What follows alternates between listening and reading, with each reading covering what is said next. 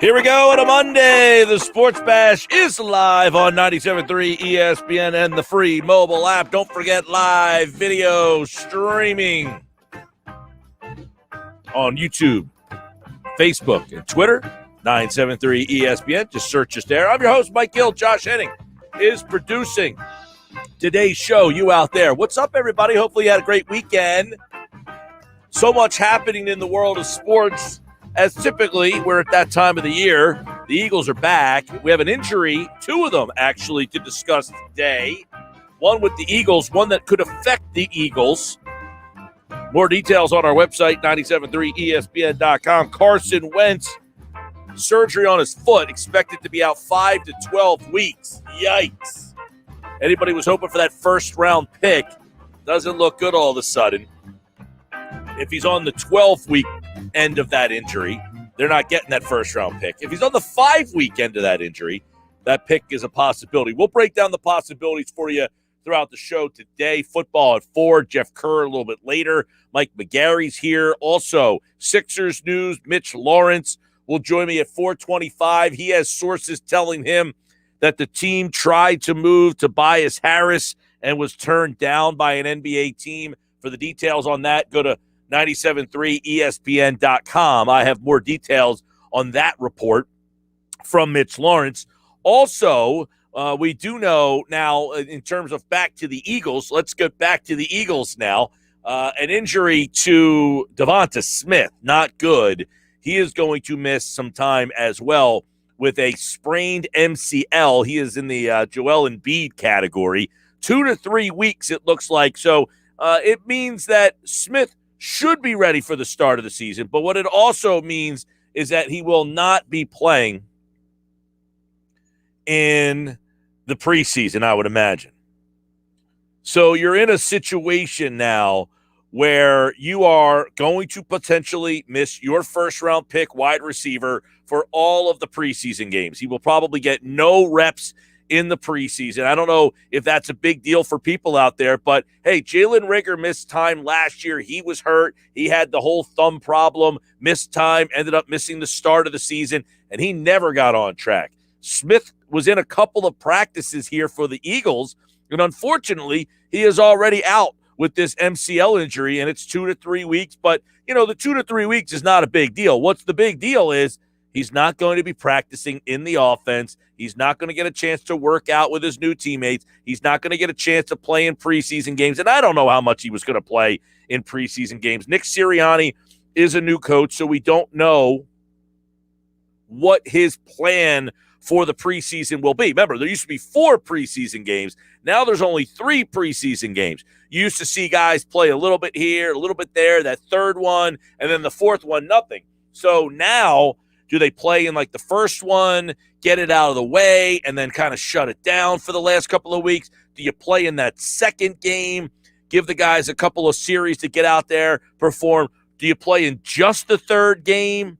Because the distance between the third game and the start of the season is 1, 2, 3, 4, 5, 6, 7, 8, 9, 10, 11, 12, 13, 14, 15, 16 days between the third and final preseason game and then the first game of the season. The Eagles' last preseason game is on August 27th. They opened the season up on September the 12th.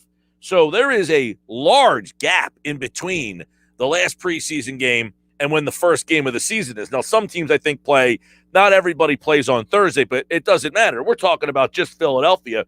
They play the 12th next Thursday, the 19th, and then on Friday the 27th. And then their season will begin on September the 12th, which is when everybody's season other than Tampa Bay and Dallas gets underway. And then, of course, the Monday night games. Or one game. I think there's only one Monday night game this year to start the season. Normally you do 2. Or they have done 2 the last couple of years. Now I think they're going back to 1 because later on in the year they're going to play an extra Saturday game.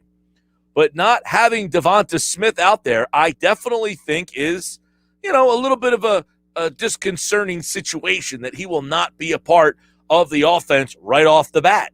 And I would imagine, look, 2 to 3 week injury. So 1, 2, he could probably, if it's 2 weeks, he could play in the Eagles' final preseason game.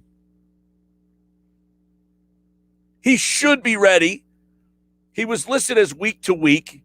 The MRI revealed a sprained knee, 2 to 3 week time frame, means he could possibly play on the 27th in that preseason game against the Jets. I would doubt you see him there.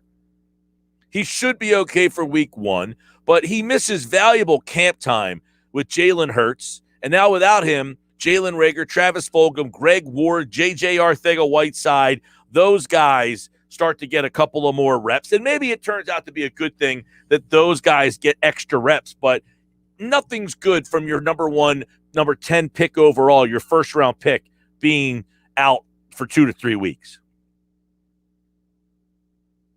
So you've got Smith out to start the season. Now let's go to the Wentz stuff real fast. Now, Frank Reich said today that Wentz will undergo foot surgery and be out anywhere from 5 to 12 weeks. Now, this is an interesting part of this. Wentz, according to Reich, Wentz has had this injury going back to high school and never knew that he broke his foot. Now, I don't know how you would know such a thing, considering Reich was here with Wentz years ago and this injury had never occurred. But he is suggesting that the injury occurred back in high school and that the whole foot injury that he is going through now stems from that injury in high school. So this is this has effect on the Eagles. Here's what Adam Schefter had to say today regarding this Wentz injury. Now, I know people are like, Wentz isn't here anymore. What does it matter? Well, it has an effect on the possible draft pick. I was told late yesterday that they're still going through the steps to determine whether or not he's going to have surgery. They haven't made a decision yet. They're hoping to get that wrapped up maybe today, and they'll make a determination. And once they make that determination, they'll have a better idea of how much time he'll miss. We know right now that he's out indefinitely. Doesn't look like he's going to be back on the field anytime soon. Now the question becomes, does he have the surgery? Does he not have the surgery? And then how long is the path to return with each course of action that they could choose? So the whole surgery, does he not have the surgery? Apparently he is going to elect to have the surgery now, which originally he was not going to do. And now they have the situation coming forward with, what do they do? How do they replace Carson Wentz? Because right now, Jacob Easton is the guy that would be filling in for Wentz in the interim. Not a great option. So, is there a veteran quarterback out there that the Indianapolis Colts can lean on until Carson Wentz comes back? A quarterback that I'm going to continue to think will be on the radar is Nick Foles. I mean, that's one of those reunited type situations where Foles replaced Wentz in 2017 when Wentz tore his ACL and led the Eagles to the Super Bowl. Frank Reich was the offensive coordinator during that year, and that adds to the fact that Foles also knows Reich's offense too. So it would not be as tough of a transition to bring in a guy like Nick Foles over another veteran quarterback. How interesting would that be? That's Mike Wells, who covers the Colts for ESPN.com. How ironic would that end up being? Is if the Colts had to go out and bring Foles in to basically replace Wentz again.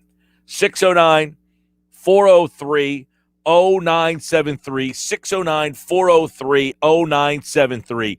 Some text messages coming in. If you're watching the show live on the video stream, hit us up over there as well. Mike, I called it when they drafted Smith. He's a D-Jax type player, will give you explosive plays and is always a threat when healthy, but is injury prone. It took all of 3 practices for this to happen. You're not wrong in that the one knock on DeVonta Smith was how small he is, how skinny his legs are. And, yeah, it is. It took 3 practices, and he is already injured. You are right. There is no way you can dispute how disappointing, in my opinion, this is. I think that the disappointment is well warranted. That for the second year now, you have a first-round pick that cannot get out on the field during training camp. I don't care if he gets out there during preseason games. I don't expect you to put him out there during preseason games anymore. But he should be out there. He should be able to help this team out in practice and get down the reps. This is highly disappointing. I agree. Now, does this mean that he can't play and it's going to be a disappointing season? No, I'm not at that point yet. I'm not at that point. But what I will say it's disheartening to see this early in the process already that you have a setback at that position, especially with the player of that magnitude and what he does and what the text message said, that the thought process is, hey, here's a guy who we had some issues with because of how small he is. And then all of a sudden, look, the Eagles list him as week to week. So I'm okay with that. It's the fact that he's not going to, and he'll be ready for the start of the season. Ian Rappaport said it's just a minor sprain. He should be good to go. And the one positive is that he gets to reunite with Jalen Hurts, his old college quarterback at Alabama. So they at least know each other a little bit. And now the stage was set for the big rookie year. You were hoping anyway. Smith, this is a guy who had 24 touchdowns and 1,800 yards from scrimmage. And many people thought that this could have been the best wide receiver in this draft class. Jamar Chase went ahead of him. Jalen Waddle went ahead of them. They were both taken ahead of Smith. But a lot of people think the way he catches the ball, the intangibles, the 50-50 balls, all that stuff. The one knock on him was exactly what happened. Can he last? That's the disappointment here. There's no way to sugarcoat this. He'll be back. He'll be ready. Yeah, he will be.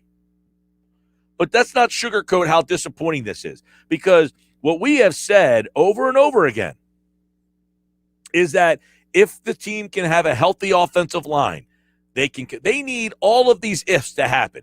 If they can have a healthy offensive line. If the offensive line is healthy, that means they should have a pretty good offense. Well, already you've got injuries on the offensive line. Brandon Brooks has the hamstring issue. Now it's precautionary. Isaac Seumalo, he's out from week to week with a hamstring problem. Landon Dickerson, we don't know anything about when he's going to be ready to go. So let's go to some of the video comments that are coming in so far.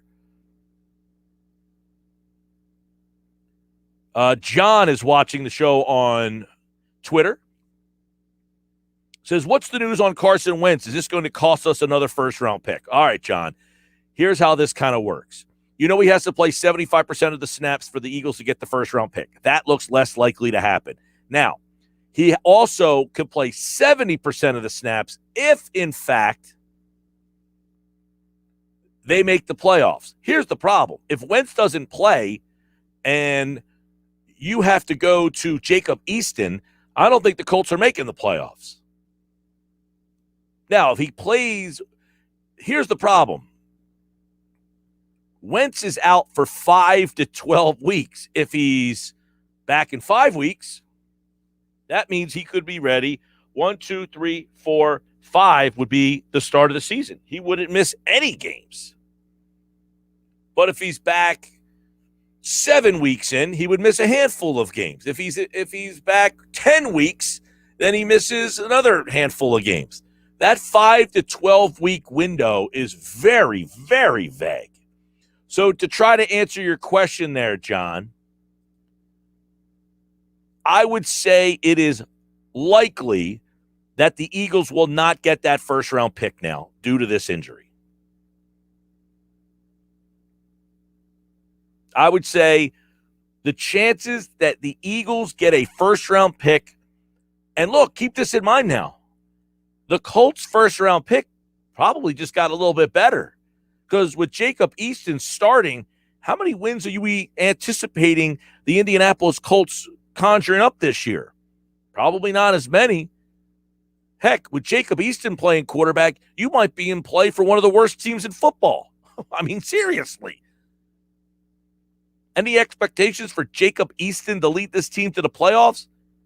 And then if you're the Indianapolis Colts, let's say you start the season 0-4, are you rushing Carson Wentz back out there? There's a lot that kind of goes into this. Jeff is watching the show on YouTube. He says, what happens if our first pick if Wentz doesn't work out for Indianapolis? It becomes a second-round pick. So the worst-case scenario is that you got an extra second-round pick, right? The worst-case scenario with the whole Wentz thing is that you get a second-round pick. The only way you got a first-round pick was based on the 75% playing time or the 70% playing time and the playoffs. So they're okay. They're still going to get a second-round pick for Carson Wentz, even if he doesn't take a snap. I think they had a third in this year's draft. They had a third in this year's draft. They traded that away, and so that part of the trade has already been consummated, but they still have a second coming to them at worst for next season. All right, what else do we got? People watching on the video stream. Michael Lenhart is watching on Facebook. Mike, what does it say? Does show how getting rid of him was a good move, considering he gets hurt too often and a second is still a good pick. Yes. So I get what you're saying. You didn't it says it does show how getting rid of him was a good move. Yeah, I think getting rid of Wentz, look, it had to be done. Like this was, no one's criticizing the move. No one's hindsighting it saying, hey, the fact that he got hurt and you're not going to get a first round pick. The fact that you got a second round pick for him, I think is fine. He does get hurt too often. I think Josh wrote about this over at 97.3ESPN.com. He kind of chronicled all the injuries that Wentz has kind of been dealing with. I mean, this is a guy that just could not stay healthy. He broke down, and it's a shame. It really is a shame. Michael McDonald says, this is very disappointing, but Quez Watkins can step up. You're asking a lot if you think Quez Watkins is going to step in there and take over for DeVonta Smith. He was, a 6th-round pick? I think they used Quez Watkins poorly last year. I think they could have done a better job with Quez Watkins, but he's one of those guys that is a very specialist type of player, meaning slot, jet sweeps, shots down the field, not a volume guy. Stan in Galloway says Smith will be fine. It's football. Players get hurt. He landed on his leg wrong. Could have happened to anyone, any size. It wasn't like a hit from another player. Oh, I agree with that, Stan. You get hurt. Football players get hurt. No question about it. You are absolutely right. But it just adds to the narrative that this is a guy who's small and it doesn't take a lot for him to get hurt. That's all. But, yeah, I think he'll be fine. It's disappointing. It's frustrating. By the way, the Eagles traded the 3rd-round pick that they got from Indianapolis in the Wentz trade to the Cowboys to move up to take DeVonta Smith. There's some irony there for you. All right, here we go. Starting off, brought to you by Matt Blatt Kia. They want to get you approved today. Matt Blatt, 6211 Black Horse Pike, Egg Harbor Township. I'm Mike Gill. This is the Sports Bash. Hopefully you're enjoying a Monday. Want to hear from you, 609-403-0973 on the text board, 609-403-0973. That's the text board. Watching the show live, Facebook, YouTube, Twitter. The video comment stream is easy to do. Whatever platform you're watching on, just leave a comment there. It'll come to me. We'll put it up on the screen.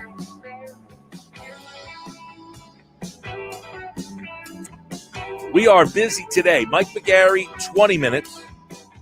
Jeff Mosher, football at 4. Bob Wankel on the Phillies weekend, which was not good. I'll get into that coming up. Mitch Lawrence, Sirius XM NBA Radio.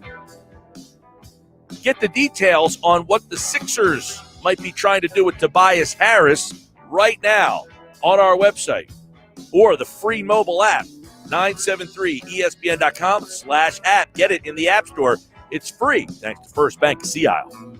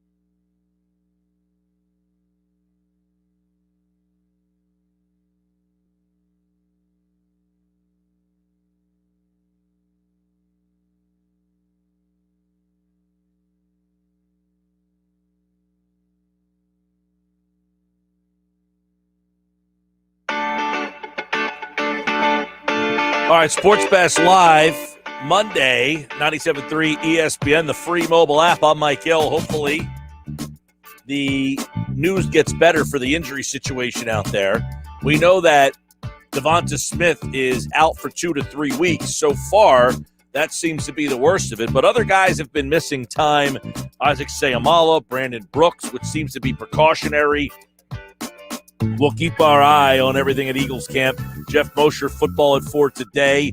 This is the Sports Bash live on 97.3 ESPN, the free mobile app. And don't forget, you can watch the show live on Facebook, YouTube, and Twitter. We can certainly, the disappointment of DeVonta Smith is the one thing that's at the top of the list to me.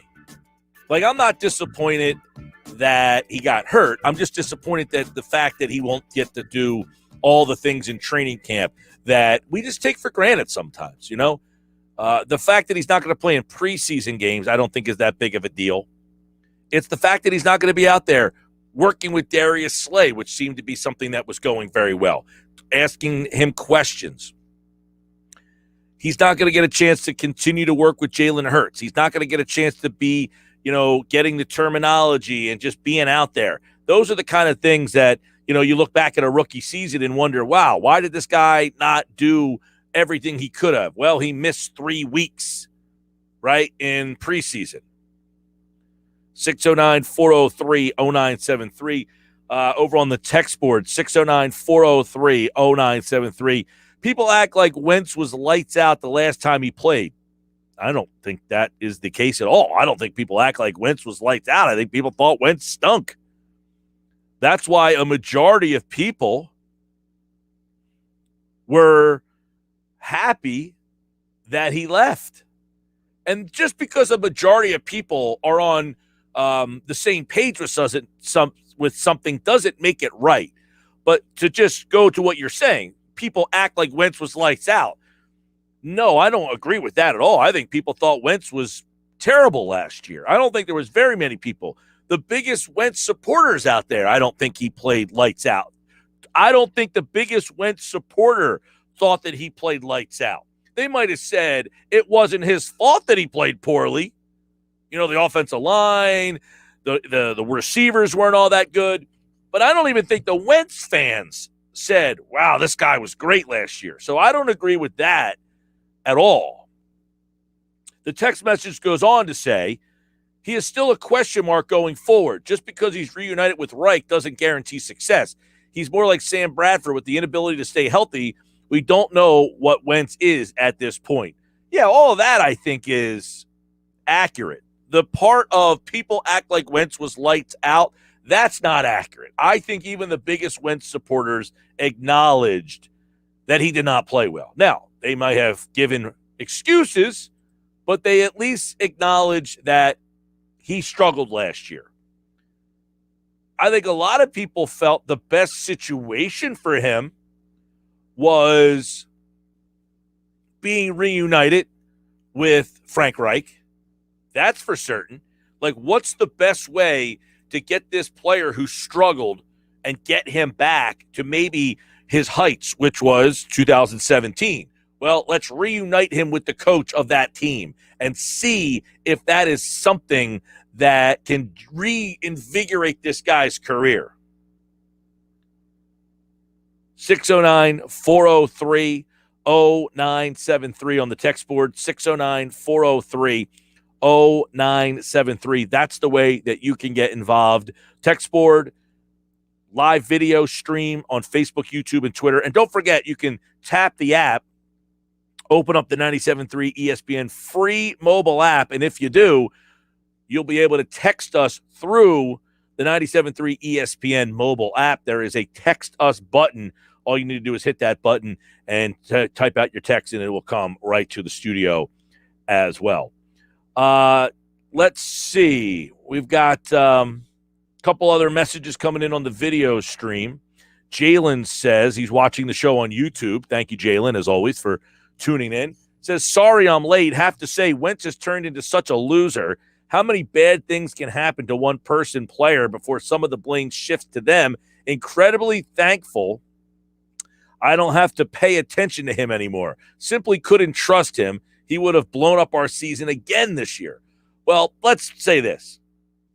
I don't know how you call the guy a loser for him having a foot injury that really I don't think was anything he had anything to do with.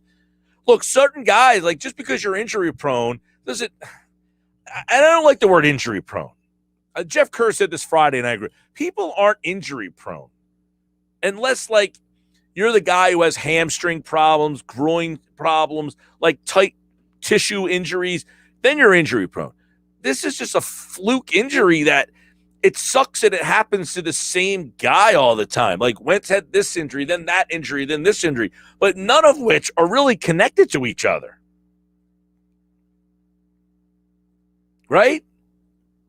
They're not really connected. This foot injury apparently had an injury in high school. That's what Frank Reich is trying to explain anyway.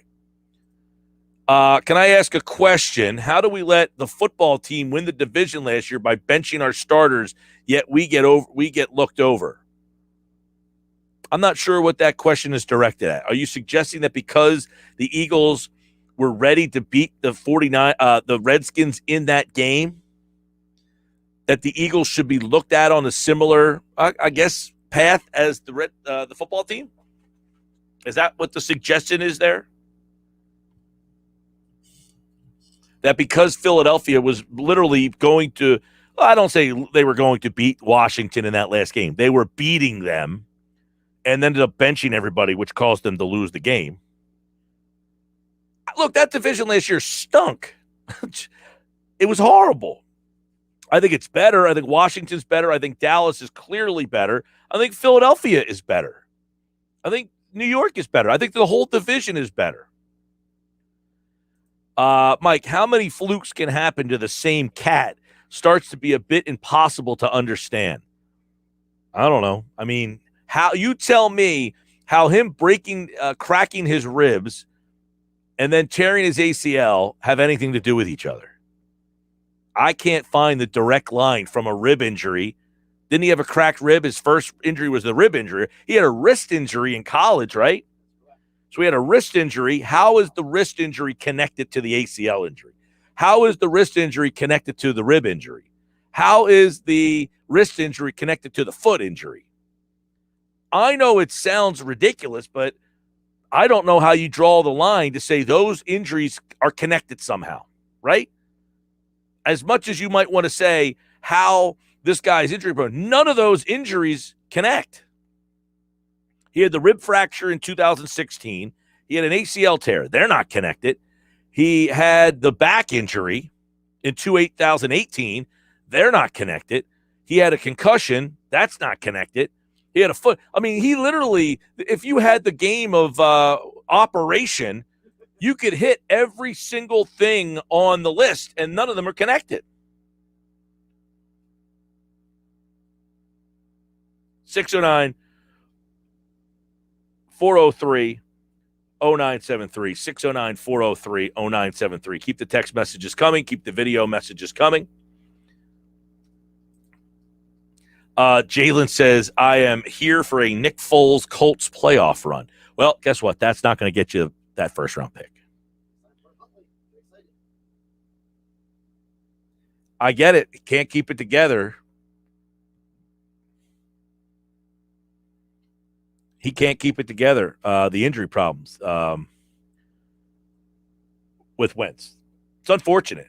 Look, I don't hate Wentz. I like Wentz. I thought he was terrible last year, though. That being said, I like the kid. I mean, I thought he was pretty good. I don't think he was great. I think he was pretty good. Ben Simmons' future, more on that coming up. Tobias Harris's future. Get the details now at 973ESPN.com. Mitch Lawrence at 425 today. Bob Wankel talks some Phils. Jeff Kerr later tonight on the Eagles camp, plus Jeff Mosher for football at 4. But on the other side, the Phillies had a disappointing weekend, and yet they're right where the weekend started. More on that. More on the Sixers. More on the Eagles with Press of Atlantic City sports columnist Mike McGarry as he joins me coming up next.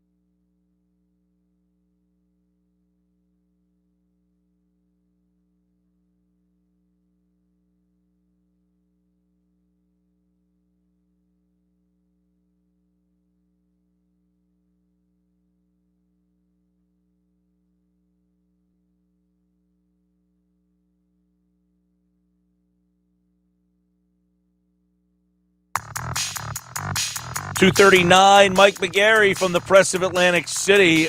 Big weekend. A lot happened. There was so much going on with the start of NBA free agency today, by the way. News on that. Plus, the Phillies had a disappointing weekend, kind of, sort of, maybe. But yes, and yes, they did, even though it kind of ended the same way that it started. Why was it? Can they get out of this funk? Did we see something yesterday that should make us feel better? Mike McGarry, columnist over at the Press of Atlantic City. His must-win column appears every Friday in the Press, and he joins me on Mondays, Wednesdays, and Fridays at this time, like right now here on the Sports Bash Live on 97.3 ESPN. What's going on, Mike? Hey, Mike, how are you? All is well, man. I know. So we talk Phils as we get ready for the series completing against the Pirates, and they're at the same spot they were when I talked to you on Friday. Yeah, absolutely. It sort of shows what that division is about, right? The NL East, mediocrity personified, right? The Phillies dropped 2 out of 3 to the Pirates. The Braves dropped 2 out of 3, and the Mets dropped 2 out of 3 to the Cincinnati Reds. So Phillies still 3.5 games back.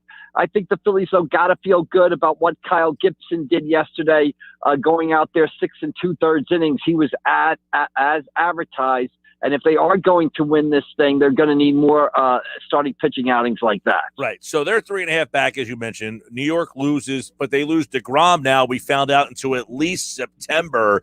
If you're the Phillies, and yes, you lose 2 out of 3, you could have been just a game and a half back if you played some good baseball. But knowing that you're 3.5 back, you saw the outing you got from Gibson. Do you feel better today if you're a Met fan or a Phillies fan? Well, I feel better from a Met fan because I have Javier Baez on my team, and he can obviously have a big impact. And I'm 3.5 games in front, 4 in the loss column, which doesn't sound like a lot, but it can be a lot to make up. So I feel better from a Met fan. But if I'm a Phillies fan, or the Braves for that matter, I haven't lost hope, because now it looks like this division is going to come down to a team that can get hot for 7-8 days. If you can get hot for between 7 and 10 days, you can win this division.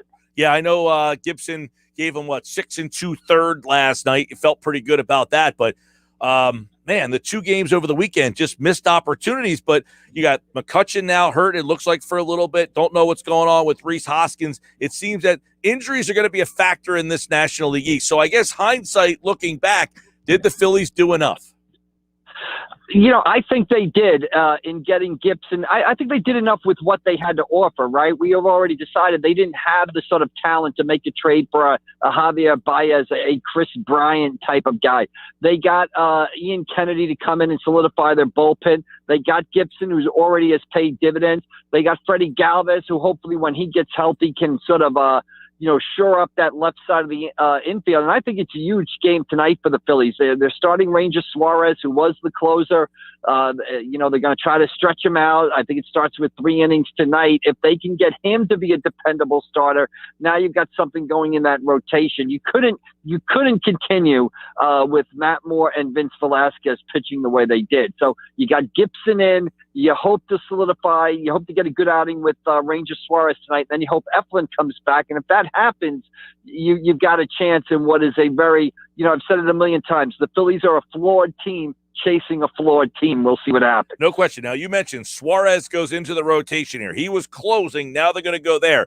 In your opinion, should they have left Suarez in that bullpen, which, yes, they got Kennedy, but now you're taking one of the better bullpen arms, Suarez, out. Is it really like, hey, you rob Peter to pay Paul? I honestly think it's a good move putting Suarez back in the starting rotation. I think he can be effective there. I thought he was kind of living on borrowed time at that closer spot. It's asking a lot for a guy who's never done it before to go into September games and close out big games. Now you've got a guy in Ian Kennedy who's been in the major leagues for, since 2009. I think it started with the Yankees. He's kind of been around the block several times, had 16 saves, has some experience in that back end to begin with.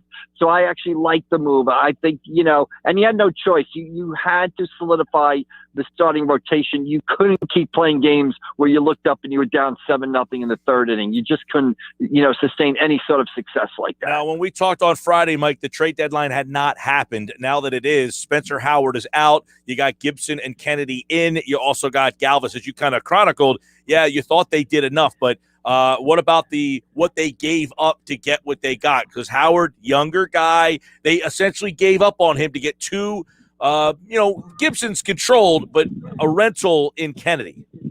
Right, absolutely. But I have no problem giving up Spencer Howard. This sort of revisionist history already starting to go along, like the Phillies blew it with Spencer Howard or they didn't develop him right.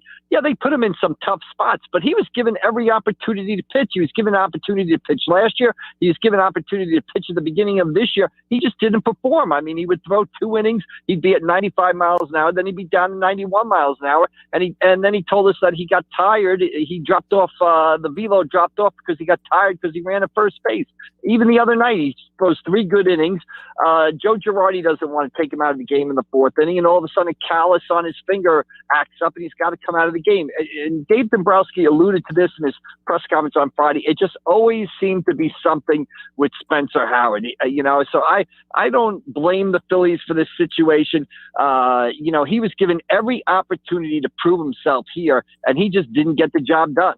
All right, so Phil's obviously they're starting another series with Washington, and they'll have a 4-gamer with Washington, and then the Mets at the end of the week, Friday, Saturday, Sunday, New York. So we'll see where the Phillies are when they meet the Mets on Friday before they have the Dodgers in, who are really beefed up at the trade deadline. So we got the baseball out of the way. Now, let's flip over to the football and the Carson Wentz stuff. Obviously, he's got this foot injury, Mike. He's going to be out 5 to 12 weeks, which kind of takes that first-round pick and puts it in some limbo here. But if you're Philadelphia, you're looking back, obviously no regrets on that move, it seems like. On trading him, I think you're obviously right now. If you're the Eagles management, you're thanking God you trade him, because if you didn't trade him, it would be even a bigger nightmare than you have right now. Obviously it's a huge problem for them. They're not going to have the 3 first-round draft choices now. They'll have 2 first-rounders and probably get the second round out of the Wentz deal. But it just seems to be, since that 2017 season, since that day at the Los Angeles Coliseum where he hurt his knee, it has just been a never-ending string of what's next when it comes to Carson Wentz. Yeah, that's that. And then, of course, so that story, they're talking about the potential of bringing Nick Foles into Indianapolis. How apropos would that be? Well, absolutely. When you look at it, and again, I was a big proponent of it. I've actually joked with people that this is what happened to Wentz now is the latest chapter in what I might call the curse of Nick Foles. Right back in 2018, the Eagles got rid of the quarterback that led them to the greatest win in franchise history, and seems like they paid a price for it ever since. And I can only hope for Eagles fans that the curse of Nick Foles does not last as long as the curse of Babe Ruth or the curse of the Billy Goat in Chicago. So they had a choice, and they chose the wrong quarterback, and now the curse of Nick Foles lives. All right, so let's switch over to what Philly's got going on. Disappointing that DeVonta Smith is going to be out with this sprained knee. I mean, I don't anticipate. How do you think these teams are going to use the 3 preseason games? Well, I think they're going to use sparingly, basically, right? The regulars are going to play sparingly. When you look at DeVonta Smith, the injury, and no one's going to overreact to an injury, a couple days in the camp, but it does sort of put up, to me, a little bit of a red light, a little bit of a warning sign from this perspective. One of the questions we had about Smith was his durability, right? He weighs 166, 170 pounds. Is he going to be durable? And now they haven't even put the pads on in camp, and he's out for a week with a knee injury. So I'm not going to overreact to a guy being hurt 4 or 5 days in the camp, still 5-6 weeks from the start of the regular season. But my antenna is up a little bit, because that was one of the concerns we had. And 3 practices and he's out for a week with a knee injury. So before you even put on the pad, so not going to overreact. But the antenna is definitely up when it comes to him. Yeah, I agree. Is the fact that was the question mark. Is he going to be durable enough? And here he is already out. I don't know how they're going to utilize the 3 preseasons. That to me, but he should be ready for the start to the season, but not getting these reps in training camp, that is a little bit annoying, again, with your first-round pick, because they had the same problem with Rieger last year. He was hurt, got off to a slow start, and never really got going. So both those guys now have some injury questions entering the season. Right, and I don't think Rieger has been on the field yet either. He failed the conditioning test, and he hasn't been out there yet either. You've got a new coach in there, new system, so obviously you would want them both on the field as much as possible, especially like you said, you have one less preseason game, so you figure game one is just, maybe the starters play a series or two, and then game two becomes the game where the starters play a half, like used to be in game three, and then game three is basically, you don't want to get anybody injured, so you're going to keep your main guys out of there. So it is a concern. Again, not going to overreact, but it is a little bit of a red flag for a team that I think kind of needs everything to go right to have a good season. And so far that, they're off to a little bit of a rocky start. Yeah, I agree with that comment there, is that they need a lot of things, to stay their way. And one of the things that hasn't gone their way, Mike, the last couple of years is injuries. I mean, they've lost so many guys. Like, if they can stay healthy, keep the offensive line together, don't suffer these injuries,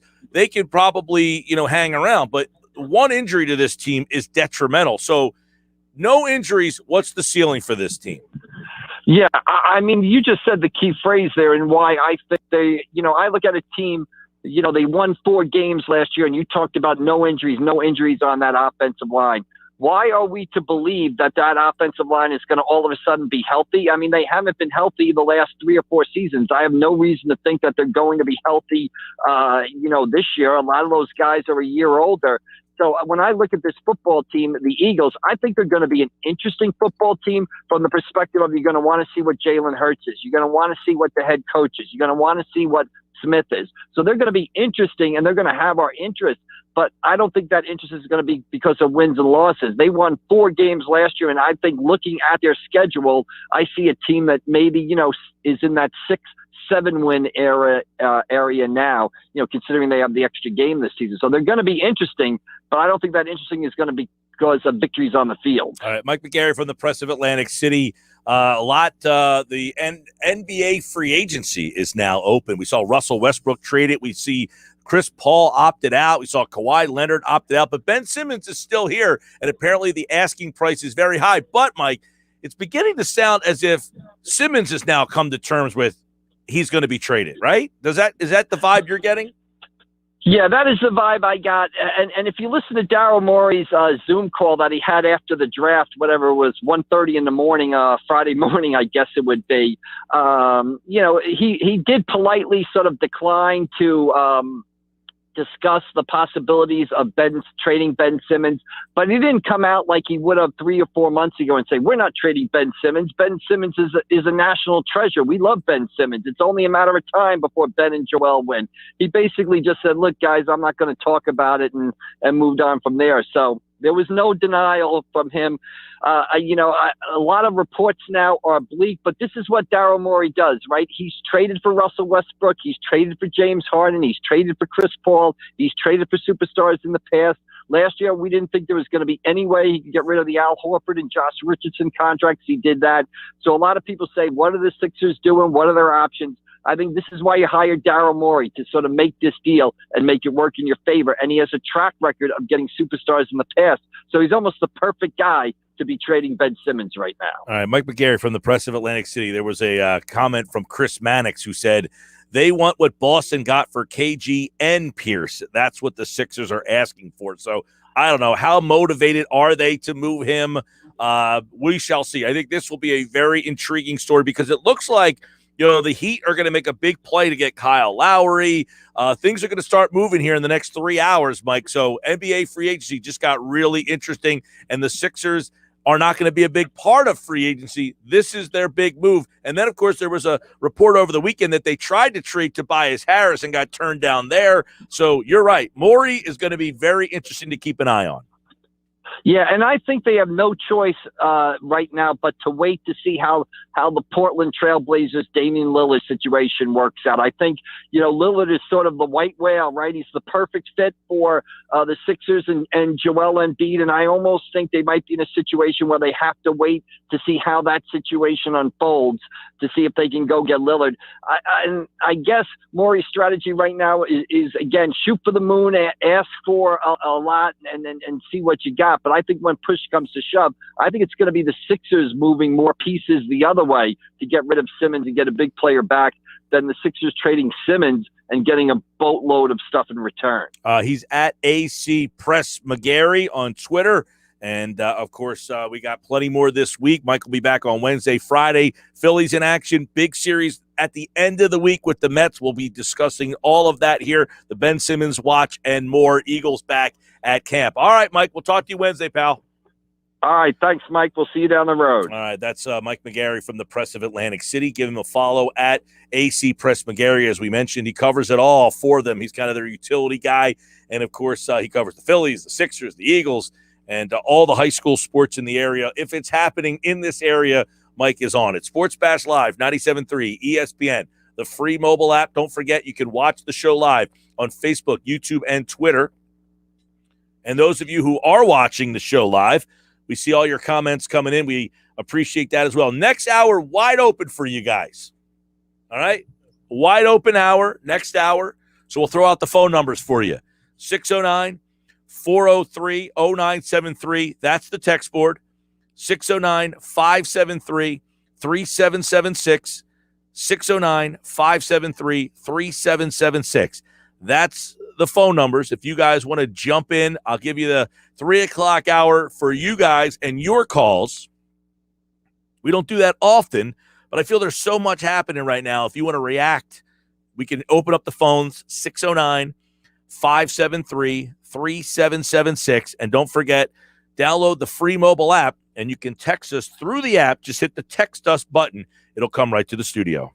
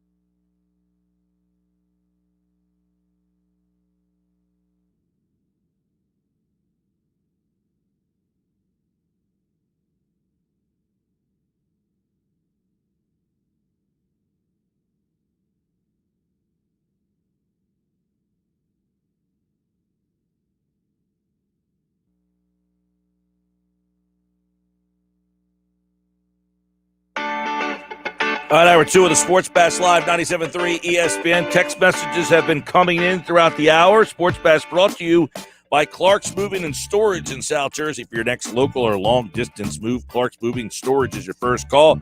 Dependable and always show up online, clarksmoving.net. Don't forget, download the free mobile app. Take the show on the go and hit the text us button. You can get your text messages in that way as well. If you're listening on the free mobile app, it's powered by First Bank of CIL. Let's go to the text board and see what you guys have been saying.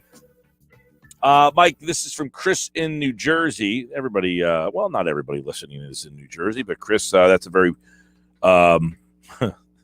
broad place. New Jersey, he's in the whole state. Chris says they're all connected, Wentz's injuries, because he got all the injuries, not someone else. I don't know that I agree with that. Sure. All of Wentz's injuries are connected because they're his, sure. But they don't, one doesn't have it. Like, okay, when you have an injured ankle that you might not, you might be putting, taking weight off of it. Like an ankle injury could be somewhat connected to why you hurt your knee. Like if you hurt your left ankle and then, you're not putting the weight on that ankle and because of it, you're, walking differently, that could end up, but like a wrist injury has nothing to do with an ankle injury or like a wrist injury has nothing to do with a rib injury or a concussion for that matter. Over on the text board, why does being injury prone have to mean connected? It means he's injured often. Come on, Mike. If I have to explain that for you, I don't know what to tell you, buddy. I think it's pretty clear. Like, if you hurt your wrist, like people are acting like because he's Carson Wentz, he's so injury prone. But none of these injuries are really connected to each other. I can understand if, like, he had a wrist injury and then he ended up, like, breaking his hand, or he had an ankle injury and then he ended up getting a knee problem because of it, or shin splints or something. But none of these injuries really have anything to do with each other. Like, if you can't figure that out, I don't know what to tell you. I mean, I'm sorry. I could dumb it down for you as much as you want, but him injuring his wrist have nothing to do with him getting a concussion. Him injuring his ribs has nothing to do with his ACL injury. And some of these injuries didn't even occur in the same season. We hurt his wrist in college. The concussion, we all saw that hit. It was a dirty, cheap shot. He got hit from the backside. How's that his fault? Look, I'm not trying to stick up for the guy. He's been hurt a lot, and it's been unfortunate. But the fact of the matter is, I think it's more unlucky than it's his fault. That's what I'm saying. Like, people are acting like it's his fault that he's always hurt. But that's not really the case.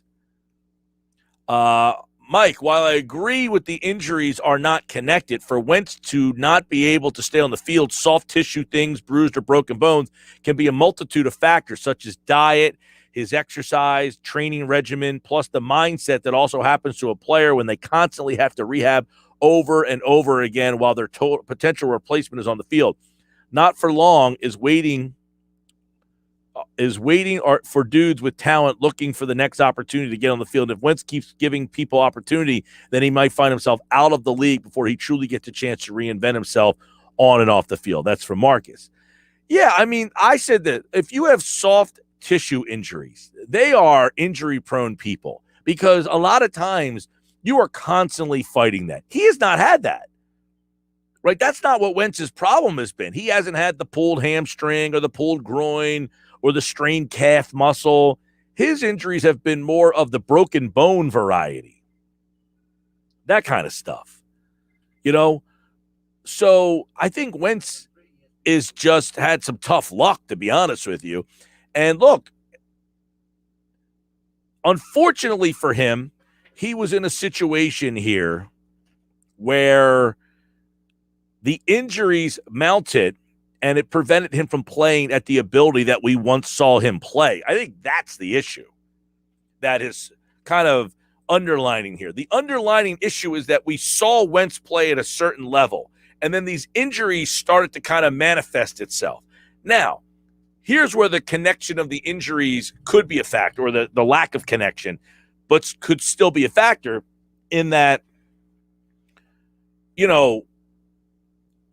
I think what you were trying to say is the amount of times that he got hurt, the rehab, it starts to weigh on you. Right? 609-403-0973. 609-403-0973. That's the text board, 609-403-0973. If you're watching the show live on Facebook, YouTube, and Twitter, you can always leave a comment in the comments section. Dustin Heath is watching on YouTube. He says if he's healthy, he'll probably be a Pro Bowler in Indy.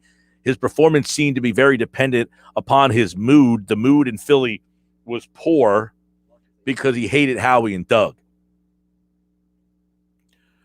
I know that's his fault then. If you can't play because you hated Howie and Doug, that's a you problem. Go out there and perform. Aaron Rodgers doesn't like the front office in Green Bay. He was the freaking MVP of the league. Grow up, right?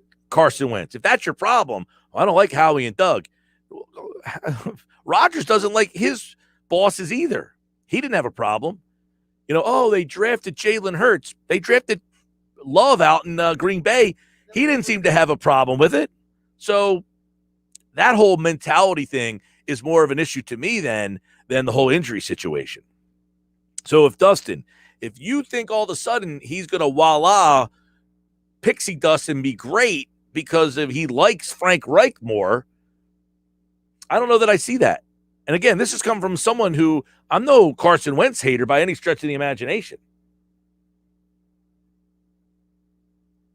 More messages coming in over on the YouTube channel. Mike, his decision-making is horrible. Let's be honest. He's more worried about a damn statue than making the right reads. Yeah, I thought Wentz had a tough time last year for whatever reason. Injuries on the offensive line. Look, he didn't have great weapons either, but we praised him the year before for taking the team to the playoffs without great weapons, didn't we? That was one of the things was, man, how did he get this team to the playoffs without having a full arsenal of weapons out there? Like, that was one of the things that he was praised for. Wow, how did he drag this team to the playoffs? He didn't play well in the first part of the year, coming off the injury. And then once the injury started to mount up for his team, we had like Josh Perkins and guys that we couldn't even name. Greg Ward was like his best target. And we were all of a sudden like, how is he taking this group of guys to the playoffs? So those messages that are coming in on the video, I can't support because there's evidence of the contrary. 609-403-0973. Text board 609-573-3776. My man Marcus, what's going on a Monday, Marcus? Not bad, man. It's good to be back on Monday here. First of all, congrats to your team, man. I tried to text that out last week. Thank you. Good job making it over to the World Series, man. Do your thing with the kids, bro. Thank you. With regards to Wentz first, I tried to be on the fence, too. I got a call from a friend of mine late this weekend and was like, just admit it. Just admit it, man. I said, it's tough. He was so injury prone, I think, that his feelings got hurt last year. Like, he didn't even get hurt, but just his feelings got hurt. That's how bad it is for him. And I would say to this, I think I understand what your point is, but in the field, there's sometimes when we, open people up surgery-wise, and we just like, they just don't have good bone, or their tissues just don't heal correctly. And when I wrote it out in the text to you, I was trying to say that, we don't know what his regimen is. I know Tom Brady's got a crazy diet, and one of a kind when it comes time for that. But even more so, he's an excellent athlete to get to the level that he is. But you have to admit also that when you have to rehab again, and even if it's not his fault, no, the knee bone is not connected to the humerus, two different areas. But the fact of it is, if it's his back, if it's his wrist, if it's his ankle, like it just begins to add up. And even if it doesn't necessarily mean to you that he's injury prone, it could be mental, bro. And then sometimes you're making a step because you're trying to avoid injury, and then you wind up injuring yourself doing something else. Can that correlate a little bit to what some of the listeners are talking about? I guess so, right. Like you're saying, well, because he hurt his ankle, then he's, trying to, compensate for that. And because he's compensating for that, he ends up taking a hit and he hurts his ribs. I mean, if that's the case. Right. So is it, I don't even know if it's the same one that he had the knee injury. Do you know if that's the case? Because that could be some of it is. He could be favoring the knee potentially, and then the ankle turns, and then you have that. And if this is an injury in college or in high school where he just figured, all right, I'll just tape him up or I'll wear the supports and then whatever it may be, then, again, he could be favoring the knee potentially if it's the same leg. Right. Well, the weird part is, like in 2016, he plays the whole season, right? He gets hurt in the preseason. He fractured his rib. He missed the preseason. And then he played the entire season. He didn't get hurt. He didn't get hurt until all the way until 2017 in week 13 when he tore his ACL. And then he's back for really, he could have started at the beginning of that year. I think they kept him out as a precautionary situation. And he ends up playing in that season, and then he breaks his back. I mean, so I don't know. The concussion that he got, that was really, I don't know how he kind of compensate for that. Yeah, that was the fluky hit from, that was right. Fluky. In the ACL tear, tear, though, he's running towards the end zone, and I mean, he just took a shot. I mean, you saw the hit. Not to mention he's stuck in the game and played. I mean, I would have said, the playoff one was a little bit more dirtier than him running into the end zone. No, there was nothing dirty about the hit. Last year, there was nothing dirty about the hit in the Rams game. Playoffs, he just went jumping up. The head-to-head hit. Yes, that he I'm talking about the hit in the playoff in the Rams game.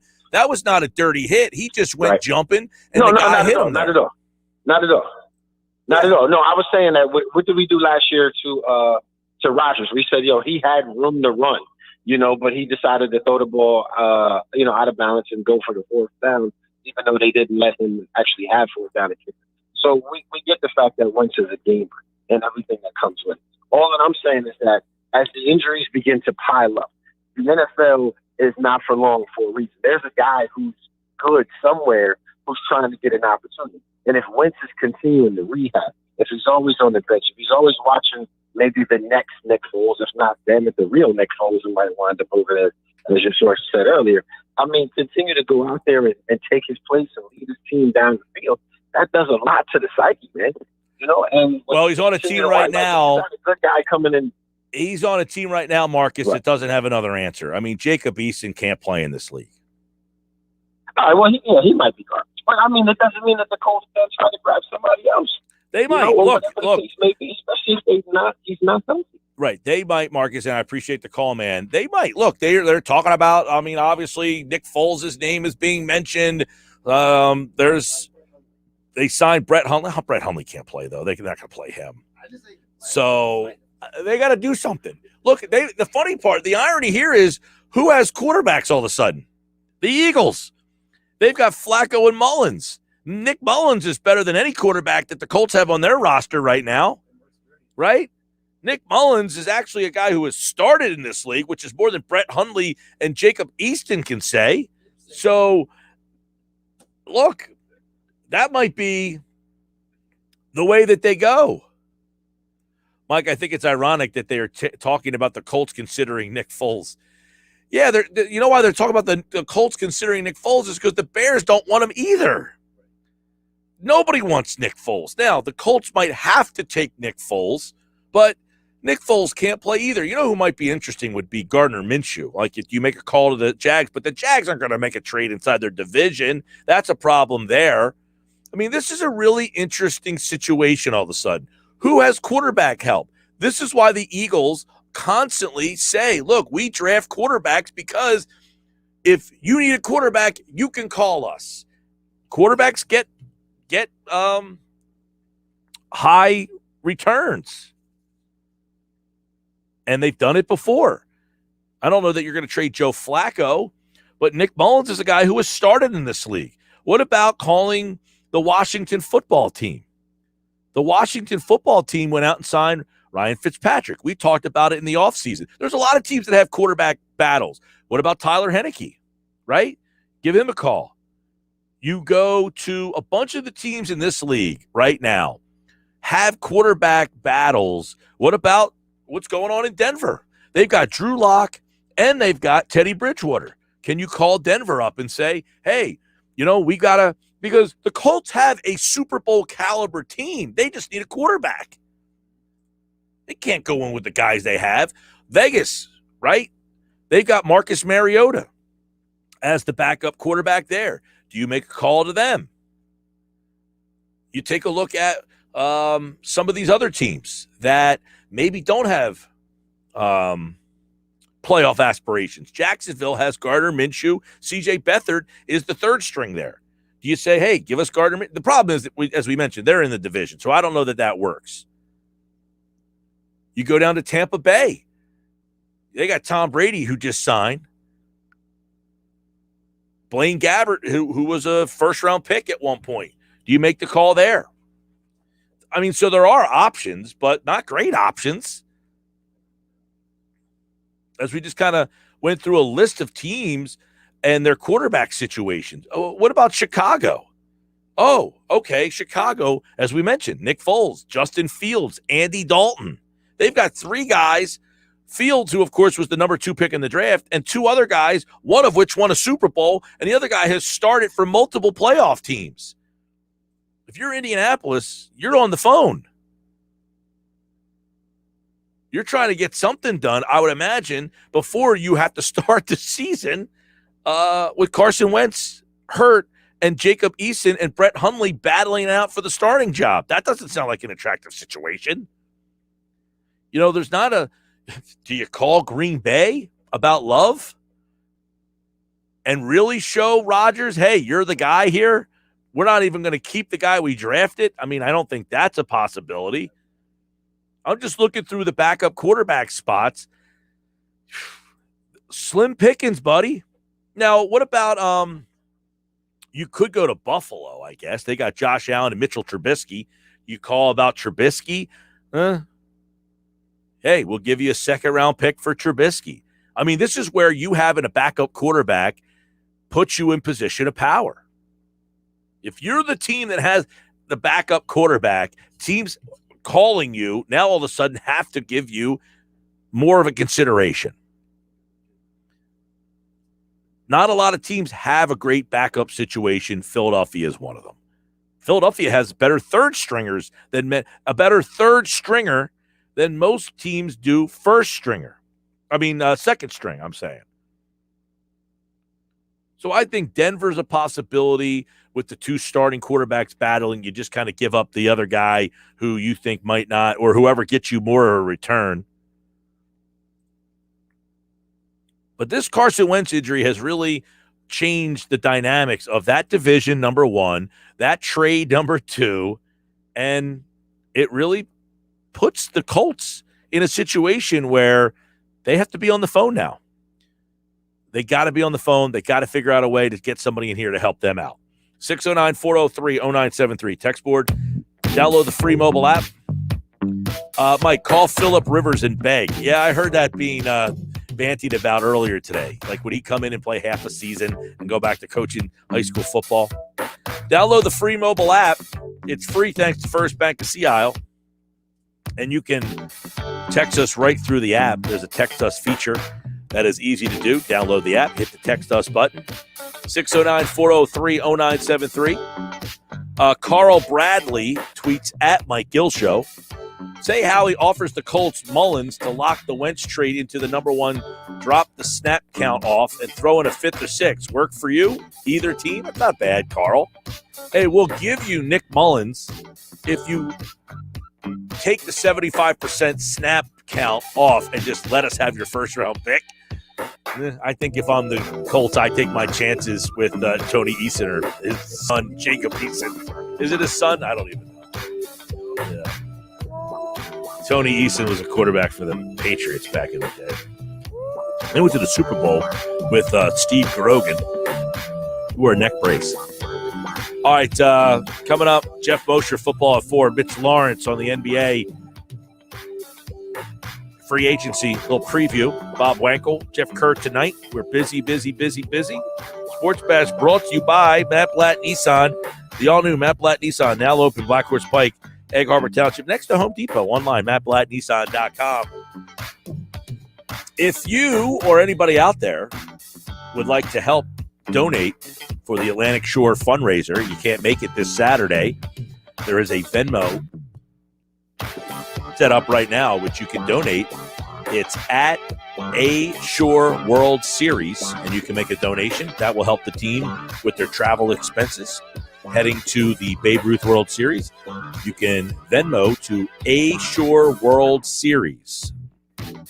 And there's a fundraiser this Saturday at Vagabond in Atlantic City from noon to 5. Donations at the door. Great prizes. Hope to see people out there. Come on out and support a great local baseball team that's heading to the World Series.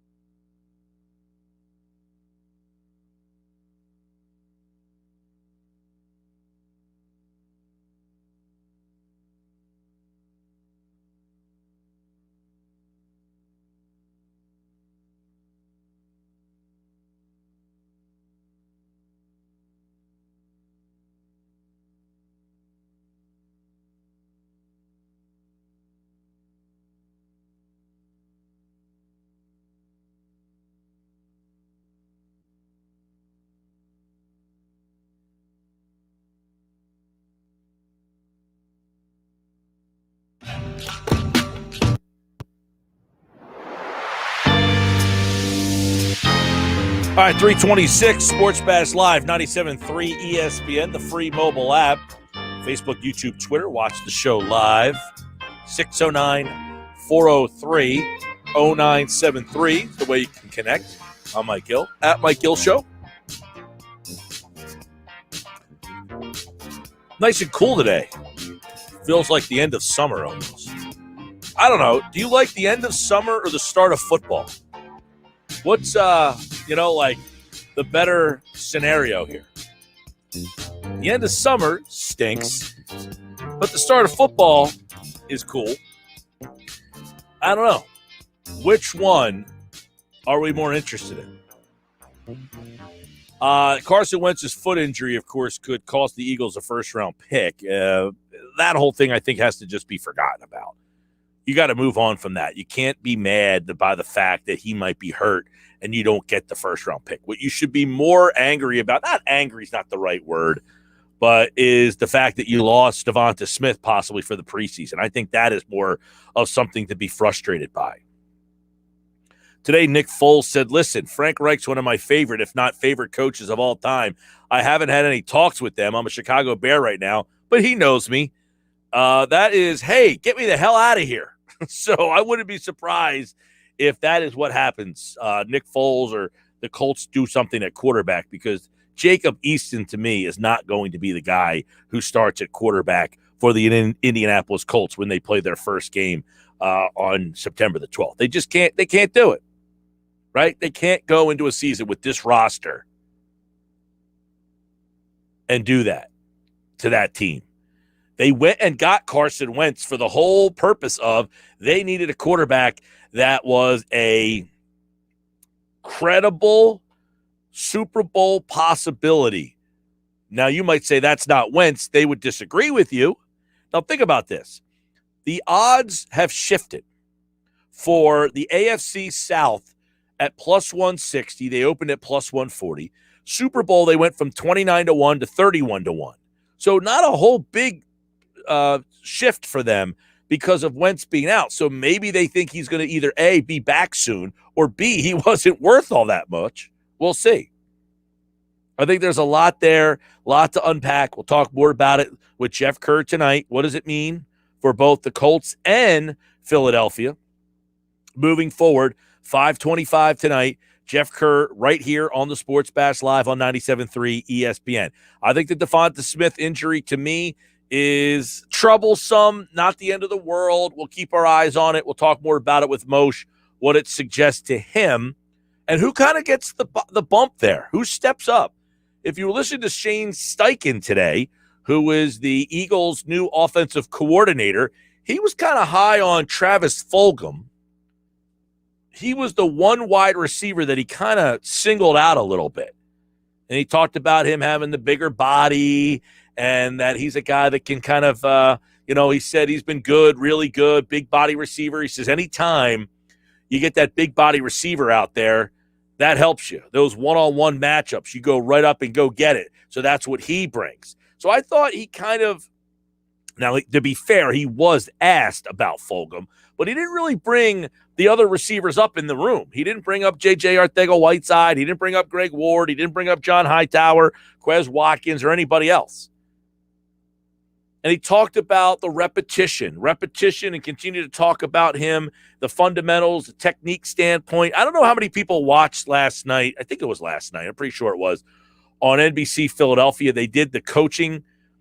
They had the coaches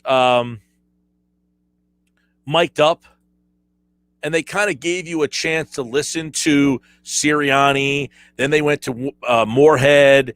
They went to Gannon. They did the running back coach. They had each of the coaches kind of mic'd up. But I was the most impressed, I think, with Moorhead. I thought Aaron Moorhead really was doing a good job. He had good energy. I thought he had good drills. And I was very intrigued by what I have seen from not only that little part of Aaron Moorhead there, but two, how Sirianni gets involved with so many of the individual breakdowns.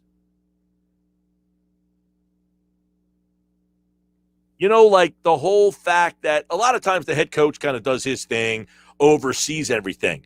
But Sirianni is kind of going down, and he is working a lot, almost one-on-one with some of these guys.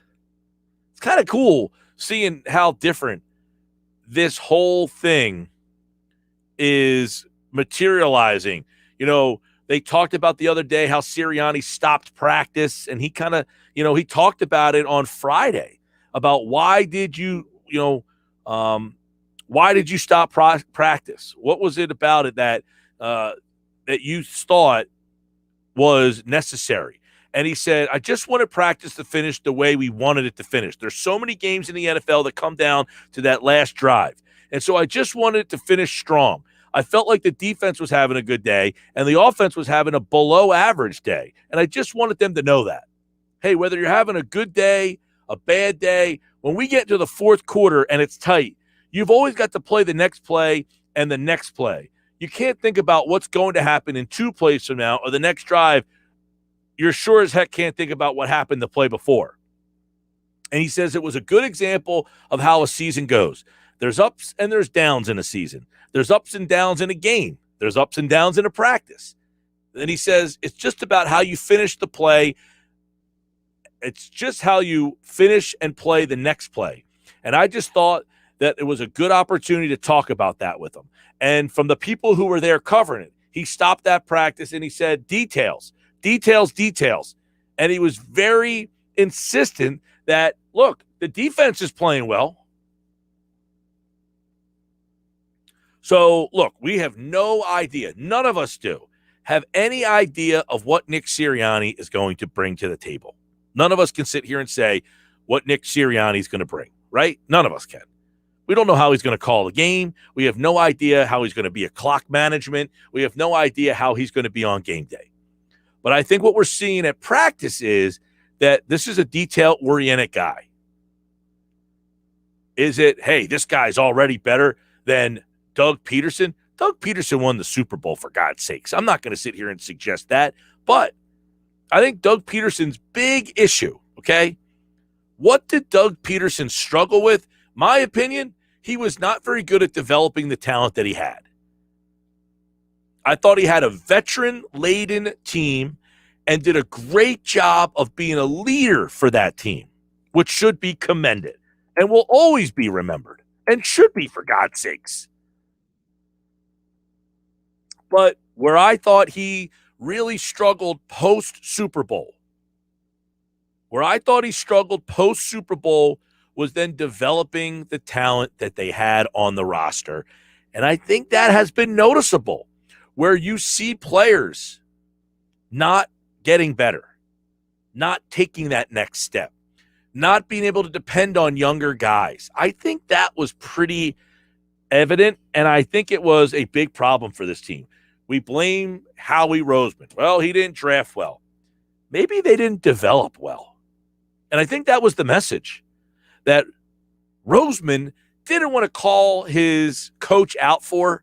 But you remember the comment that he made, well, we're happy to see what these guys do with the new coaching staff. In other words, I drafted talented guys, in my opinion.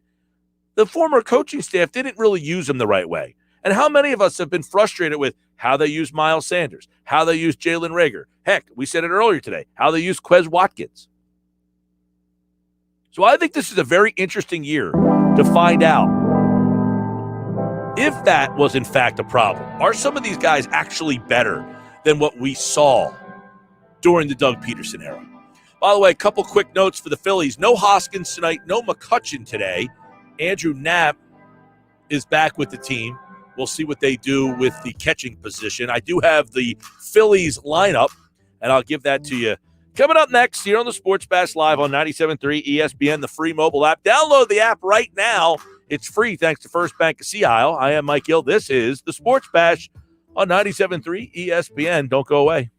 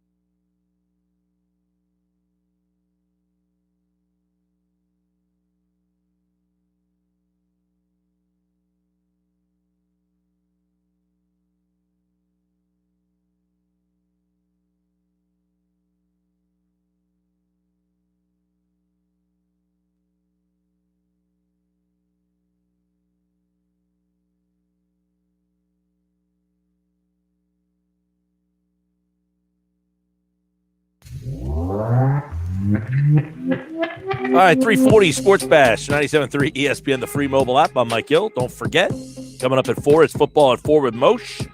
Give us a recap from the weekend of the Eagles, plus what happened today. Got more information there. Sports Bash Live, 97.3 ESPN, the free mobile app. Don't forget, you can download the app for free. Go to the Apple Store or Google Play. You can take the show on the go. Text us through the app. Ranger Suarez starts tonight for the Fightins. He's going from closer to starter. Travis Jankowski leading off playing center field. Gene Segura hits second. Bryce Harper third. JT Realmuto is in the 4-hole. Brad Miller's at first base. He hits fifth. Alec Boehm is at third. He hits sixth. Didi Gregorius plays shortstop, hits seventh, hitting eighth. Playing left field and batting eighth is Odubel Herrera. So Herrera is actually playing left field tonight, not center field. That ought to be an adventure. He can't play center field. Now you're going to go ask him to play a different position. Holy moly. Yeah, the injury bug's hurting the Phils too. As McCutchen, it looks like McCutchen is going to be out for, I want to say, maybe not injured list, but I would think he's going to be at least missing a couple of more games. But the Phillies missed a golden opportunity over the weekend. You know, you're playing the Pittsburgh Pirates, who stink, and they end up getting beat 2 out of 3 in the series, lifeless on Friday night. I mean, that was just a terrible effort on Friday night. And really an embarrassing effort when you look at it, the fact that they lose 7-0 in that game. And it's a game where you have an opportunity to gain ground in the standings because the Mets aren't playing very well. And you have to send freaking Vince Velasquez out there again, who got pummel-jacked. In his last 5 starts, Vince Velasquez is 0-4 with a 12 ERA. I don't understand, seriously, what the organization sees in Vince Velasquez that they continue to trot him out there. Velasquez, who was ticked off the last time he started because he said he still had more pitches left in his arm, after the game says it all starts with the starting pitching, and from a starting standpoint, you've got to set the tempo. It's frustrating to have the same results. He said it. The same results. Velasquez can see how much he stinks, and the organization can't. That is not Vince Velasquez's fault. He is willing to admit that he has the same results. That's the Phillies' fault. That is Joe Girardi's fault. Right? That's Joe Girardi's fault. He's the one who decides who's starting pitching that day. And he continues to put Vince Velasquez. Now, you might say, what are his options? I'm a better option. I am a better option at this point than Velasquez. And if I get hit hard twice like Velasquez does, I would say, Coach, I don't have it anymore. It's time to take me out. They can't figure out that Velasquez, and Velasquez says it himself, for God's sakes. It's unbelievable. When I watched this game Friday night, I had to turn it off. I don't want to watch Vince Velasquez pitch. I just can't do it anymore. And I even have said, now apparently they've pulled him from the rotation, although if you look at their scheduled starters coming up, he is in there. Now, from what I understand, he has been moved to the bullpen. They're going to go with Suarez and then Gibson. It depends on what happens with Eflin. And I don't know that Eflin's going to be ready to go. There's your problem. He is throwing right now at Zach Eflin, but not sure if he's going to be ready to take his next start. But here's what I'll say. And I get it. They threw Chris Sanchez the other day, and he was terrible too. You cannot throw. You cannot throw Velasquez anymore. And look, I have stated on this show numerous times, I am willing to give Velasquez a shot in the bullpen. I am willing to give him that shot in the bullpen. But you cannot put him out there every 5th day anymore. You cannot do it. And that series got off on the wrong foot because you put that kid out there again. He doesn't want to be out there anymore. He said it. Vince Velasquez and Matt Moore have been moved to the bullpen. Ranger Suarez and Chase Anderson are moving into the starting role. Problem is, Anderson stinks too. Suarez is interesting. I don't know what they do in this situation. He was a closer, has a 1.12 ERA and 27 relief appearances. I kind of like the bullpen with Suarez in it, with Ann Kennedy as the right-handed closer, Suarez as your left-handed setup option. You have Archie Bradley. I wonder if you're, robbing Peter to pay Paul in this situation, because your bullpen stinks. Suarez at least was a closer who had pitched pretty well. You're just replacing Suarez with Kennedy. So did you really add any depth to the bullpen? No. So now all of a sudden you took your two worst starters, you put them in the bullpen.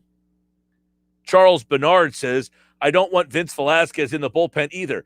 Nor do I, but I'm willing to give him a chance. I don't think he's going to perform. But I said, I'm not going to judge the guy. I'll give him a shot. I will give him a shot. Maybe he just is a guy who can pitch 2 innings, and that's all. But he cannot start for you anymore. He cannot do it. I refuse. I'm not supporting that anymore. I never did. But I'm saying, if he starts a game, I'm out. I'm not watching. Not that they care, because they keep throwing him out there. But if they didn't hear what he said the other night, I certainly did. It was loud and it was clear. He said it, and he said it clearly. He said, and I quote, it's frustrating to have the same results. He's 0-4 with an ERA of 12 in his last 5 starts. How does the team, I blame the team. Look, I'm over criticizing Vince Velasquez, who, by the way, has been placed on the 10-day injured list with a blister on his finger. So it doesn't appear that we're going to get to see him in the bullpen either. So quick moves. McCutchen and Velasquez, they're going on the injured list. De Los Santos and Knapp are coming up. Matt Gelb tweeted that just moments ago. So Bob Wankel will join me in an hour. We'll get the update on that. What do they do with Velasquez? What are the options for him? The problem is they're paying him a decent amount of money. I think that's one of the bigger problems. So Velasquez has been placed on the 10-day. The problem is they got Kennedy, but it doesn't lengthen their bullpen. It doesn't help the bullpen to just get a closer, right? They just got a closer. So they moved the guy who was closing. They had to put him in the starting rotation. Clark Burns is watching the show on Facebook. Says, Mike, they took Velasquez and Moore out of the lineup and put Chase Anderson and Ranger in until Eflin's back. Yes, correct. Velasquez is listed as the scheduled starter, but as I said, I don't think that's going to happen. And now they put him on the injured list, so I don't know what they're going to do with him. And I can't trust Velasquez in a high leverage situation. What am I going to put him in the 8th inning with runners on 2nd and 3rd? No way. John says, I'm new to your show. I'm really enjoying you. Well, John, that is very nice of you. I heard you mention YouTube. Where do I find you on? Just go to YouTube, search 973 ESPN. The show is live. You can watch it on YouTube. If you have a YouTube app on your smart TV, you can pull us up there. You can watch it on your phone, or you can watch wherever you're watching now. It looks like you're watching on Periscope through the Twitter right there. But thank you, John. We hope that you'll continue to watch the show. I want to get back to this Philly stuff real quick, though, as many people are kind of texting and messaging us on the video stream about. This is what I would do, okay? This is how I would play this. Velasquez, to me, I'd give a shot in the bullpen, okay? I'd give him a chance in the bullpen because I'm paying him. Not that I would, but I understand it. I can't make a drastic decision because of the money situation. So what I would do is I'm starting. So now my starting rotation, and I don't know when Eflin's going to be back, but I would imagine he'll be back maybe for the Mets series, maybe. God, it's frustrating to see Friday night what happened. And then 3-2, they lose the game on Saturday with Nola pitching pretty good. I mean, I don't think he was terrible, but Nola pitched in that game. And, I mean, freaking Alvarado with the walk. Are you kidding me? Can't trust that guy either. That's why the whole situation with the closer getting Kennedy doesn't work for me.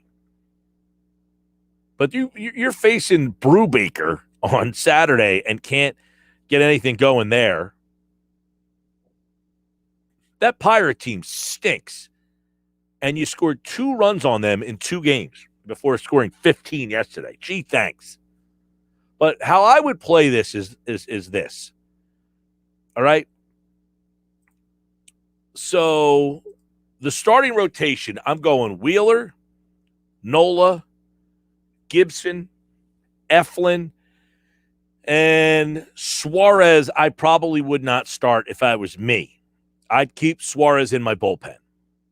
And I know that sounds like, well, what are you, he's probably going to be a good starter. And I agree. But my bullpen is still a disaster. So, and I don't know that I have an option in the minor league level that I could put in that spot. So for now, I probably use Chase Anderson. That's not exciting. I get it. But my bullpen, I then go with Kennedy as my closer. I've got Ranger Suarez, Archie Bradley, Connor Brogdon, Bailey Falter, Hector Neris, and Alvarado. Not great, but Kennedy lengthens my bullpen. It means I have to use less of Hector Neris. I have to use less of Jose Alvarado. But if you this is where taking just one guy out, taking Suarez out, changes the dynamics of this thing. Because now, when I take Suarez out, what happens? I need to use Alvarado. I think they DFA'd Kinsler. Thank God. He was terrible. What's the story with Coonrod? He's still on the injured list. He's a guy that when he comes back, to me, he's a guy that comes in the 6th inning. I can't use him in a high leverage spot. Velazquez, right now they're using J.D. Hammer and De Los Santos. Man, they do have the Bedrosian, too. I don't know what's going on with him with wherever he is. He's pitching somewhere in the minors. I haven't seen any updates on him. The guy that Matt Moore's another one that they sent down to the bullpen. I would just DFA him, open up a 40-man spot. But the whole pitching situation is a mess because of with Eflin being out right now, that has forced you essentially to need another starting pitcher. So do you use Suarez for a start and then move him back? It doesn't sound like that's the way they're going to go. So I don't think that's going to be the case either. But if it was me, I would probably go with Suarez. I would probably keep Suarez in the bullpen. That's the way I would probably go with it. Sports Bass Live, 97.3 ESPN. 609-403-0973. The fact that I had to read some of the names off that I just did, oof. Mike, what about Adonis Medina? Are they ever going to give him a chance? I think they gave him a chance last year. He's just kind of been he at one point was kind of a prospect for them. He was up last year and didn't do much. He threw 4 innings in that game. So far this year in AAA, he is 3-5 with a 5.48 ERA and a 150 WHIP. So I would say, Matt in K-May Courthouse, that Adonis Medina has not earned the opportunity. Just my thought there. 24 years old. Maybe he gets it together, but he has not really proven. He has not had an ERA under 3 since 2017. At the A level, the AA level, and the AAA level. His ERA has gone from 4.12 to 4.94 to 48. Not good.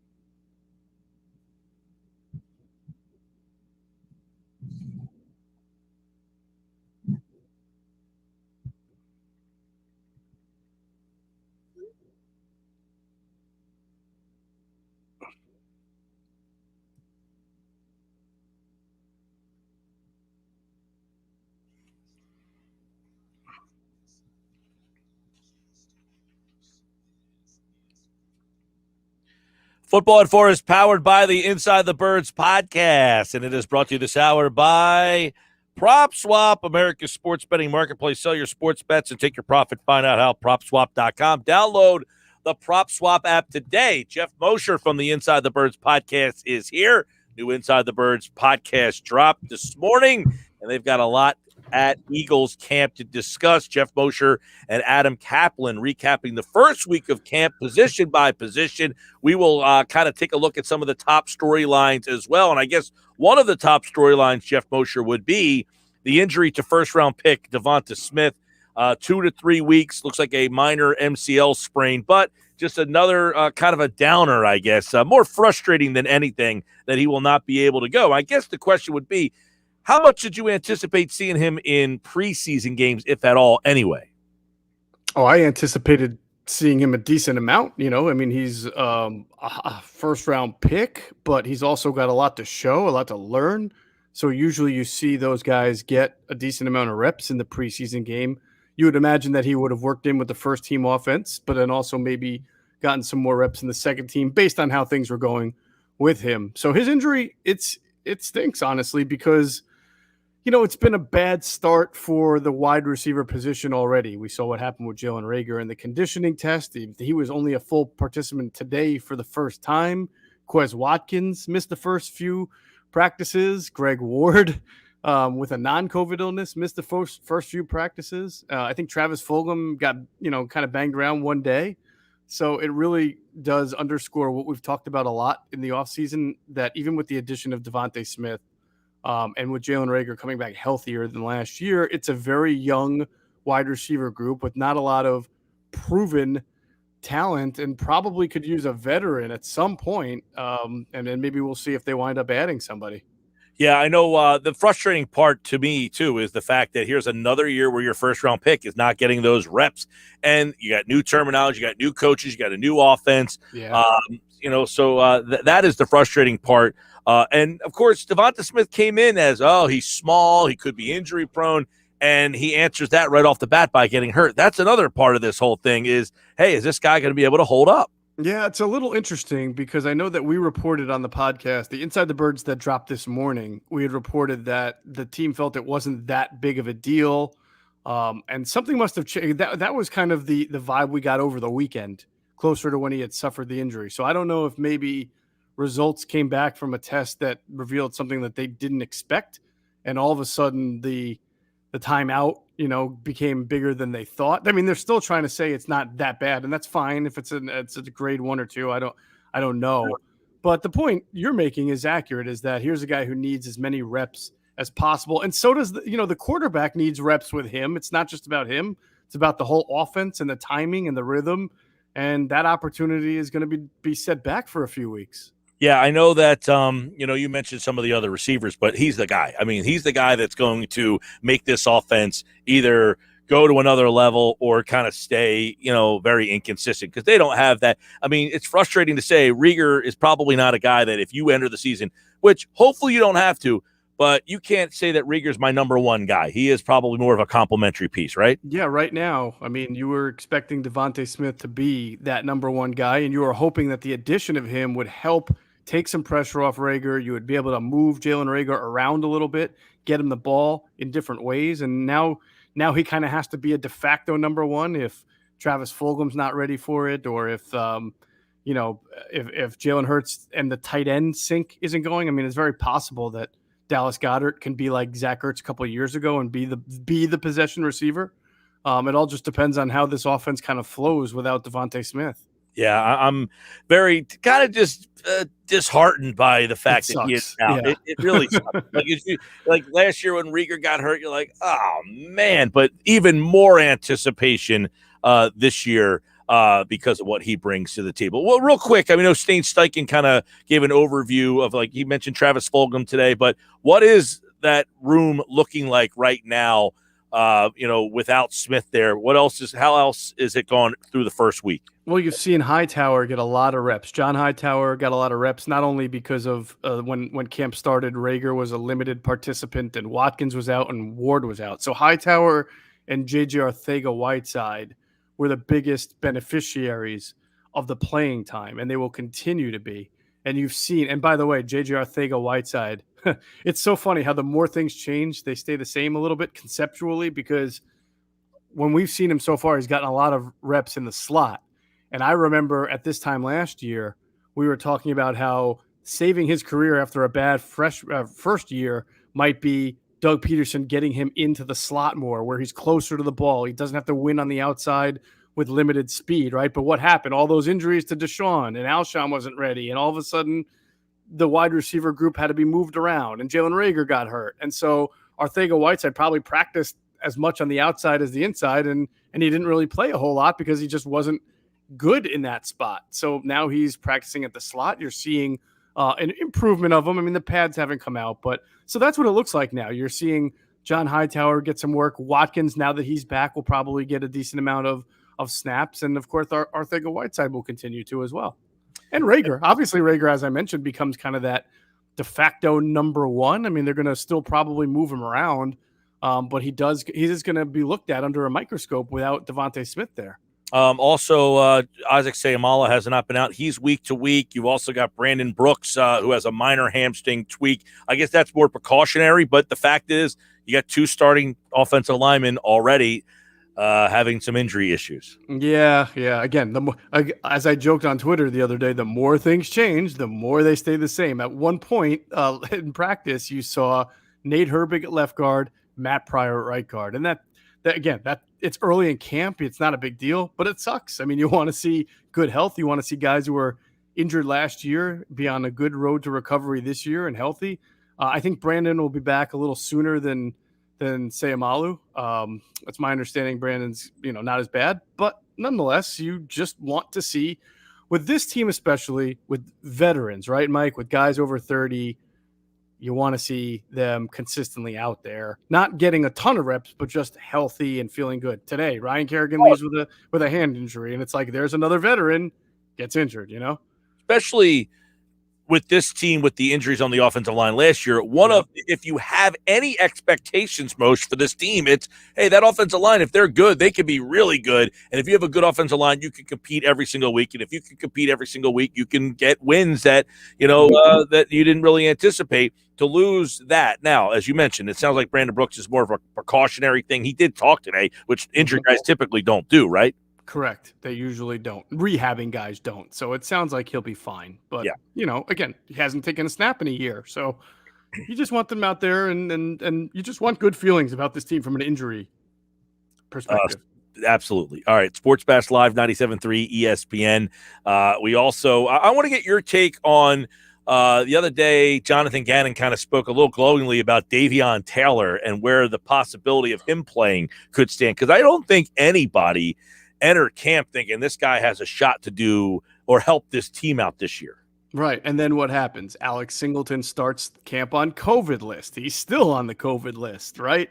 So Davion Taylor winds up getting some opportunities there. They played a lot of zone so far, which is, I think, a good way to learn. You see everything in front of you. You're not just attached to a guy, assigned to a guy and say run. You get to kind of learn the intricacies of the defense. Good for him. Then what happens? He gets banged up a little bit. Now, I know it wasn't that bad. I believe he was limited today, but this guy needs all the reps that he can get. And it was nice for him to be able to capitalize on Singleton's absence. I saw a lot of different combinations. There were times I saw Sean Bradley out there with Eric Wilson. There were times you see Jannard Avery out there. Remember, he's making a move to linebacker. There's times that you saw, who's the other linebacker? Rashad Smith. So it looks to me, and I don't think this should surprise anybody, but that Jonathan Gannon is trying to figure out who's best in what package at what situation, because he doesn't have clear-cut starters who are 3-down linebackers. He's got a lot of guys who are probably best put in certain situations. So he's trying to find out the right combinations right now. All right, let's take a look at some of the other stories that are happening here. Backup running back. How are we breaking that down after the first week? Because I find this story to be very interesting because it almost seemed like, all right, you got Miles Sanders, and then there's like definitively this guy versus that guy, and this guy versus this guy, and the winners of these two. So how are we reading the way they're using the running backs? Well, it's funny. If you go back to the InsideTheBirds.com training camp preview that I did with Andrew DeCecco, right? We talked about that battle specifically for number 2 running back between Jordan Howard and Kerryon Johnson. And I remember writing, when you look at the resume and the talent and, what they've done in the NFL in their draft pedigree, you would think that if all things are equal, Kerryon Johnson should win this thing going away. It was a second-round pick. He had some success there with the Lions. Most of his lack of success was because of injury, right? But I also wrote there's something about Jordan Howard and this team. I mean, they were the only team that wanted him. He admitted that. He said, nobody wanted me. The Eagles did. This is his 3rd time here. And whenever he's in this uniform, he seems to perform better than either expected or where he came from. So already you've seen he's gotten most of those reps. He's probably gotten more carries than Miles Sanders, mainly because they already know what they got in Miles and they're trying to keep him healthy. And I haven't really seen much of Kerryon Johnson. So I have to say, Adam and I both saw the same things on different days. Right now, he looks like the leader in the clubhouse for that number 2 running back job because he's in good shape. He's running fast for him. He's never been a burner. He looks athletic. He looks healthy and ready to go. And you don't see too much of Kerryon Johnson. Now, of course, it's early. There's a lot of time. Pad's got to come out, but that's how it looks now. And I would say that the team is clearly, this is something we talked about after the draft. We had heard that the Eagles would like to get some 2 running back formations out there, which we've heard before, right? Darren Sproles and whoever, but never really seemed to do it. But you're starting to see it. And Kenneth Gainwell has shown them crisp route running, catching the ball. We haven't really seen a whole lot of runs yet because it's not really, with the pads out, it doesn't make any sense, but he's done what he's been asked to do. If he can continue along this trajectory, Mike, and show that he can handle the workload, then I think that they're going to try to get him on the field pretty early as long as he can handle it. Moshe, I know that a lot of people are looking at the defensive end position, and it's Brandon Graham and Derek Barnett, Josh Sweat. You mentioned Kerrigan, but how do you read the Sweat, Kerrigan, Barnett kind of battle over there? Yeah, that's another thing that we go back to our preview, and one of the when we did player on decline, I'd spent a lot of time thinking about this. There's a lot of over 30 guys that would have been easy to put in there, but I felt that Derek Barnett, just hunch, right, was just not just based on history. I felt that Sweat was ready to come really challenge him, and Josh Sweat has challenged him so far. And Josh Sweat is, I think it's fair to say, so far outperforming probably everybody on the D-line. He's been a beast. He's not just with pass rush, but I know there were a couple of option plays where he made the right decision and would have stopped the quarterback in the backfield. So he's doing everything right, and he's got a chance, I think, he's always been a guy whose snaps have been monitored. We've talked about his knee injuries that go back far. He's healthy. He's in good shape now. Maybe this medical staff and coaching staff believe he can handle a bigger workload. I don't know if he'll start, but I know Adam Kaplan predicted on our podcast. He said, I'm going to say it, even if I wind up being wrong, but this guy will probably outperform and get more snaps than Derek Barnett. He just looks like a better pass rusher altogether than Derek Barnett at this stage of their careers. Remember, the guy had six sacks last year, 3rd on the team, and he was playing 40% of the snaps. Yeah. So that's a pretty good number right there. Well, I guess, go ahead. Yeah, I was going to say, I guess if Sweat ends up being the guy that gets more reps and gets more snaps, that's probably a positive, though, right? It's a positive. I try not to look too far ahead, but I'm wondering if Sweat, they want him to be that guy. If Kerrigan, they like what they see. If Jannard Avery, they continually like to see as a kind of a pass rushing linebacker. Are they going to have Derek Barnett still on the team making $10 million as a kind of situational pass rusher? Or is he a guy that by the end of camp, they're looking to kind of trade and see what they can do there? I don't know. We're a long way from there, but I always take the economics into play when you start looking at the roster and how it shapes out and this is why we talk about Zach Ertz and how much sense does it make to have an $8.5 million backup tight end, right? So the same thing with Barnett. How much sense would it make to have a $10 million situational pass rusher? Now they did this with Nelson Aguilar a few years ago where they picked up his 5th-year option and they paid him the big money to be a slot receiver. You can argue a slot receiver that was a starter in the league, and they thought he would be a lot better than he wound up being that year. But I don't know. We'll have to see what shakes out with that. As far as Kerrigan, by the way, I just want to say it's my understanding that it's more of a finger injury than an overall hand injury. So it doesn't sound very serious. We'll have to see what the team says tomorrow. Do you anticipate, and does the team anticipate, Kerrigan has a bigger role than what he had in Washington last year anyway? See, that I don't know. I think, just like when they brought Chris Long here, they kept that role. I mean, once he started to prove what he can do, you probably saw him play more snaps, but they never let it get past too much, right? In fact, if you remember, the falling out between, if you can call it that, between Chris Long and the Eagles and Jim Schwartz was that he didn't want to come back and just be limited to a certain number of snaps, and then so he retired. I imagine, without really knowing for sure, that the plan would be similar with Kerrigan. I said this to Adam in the pod.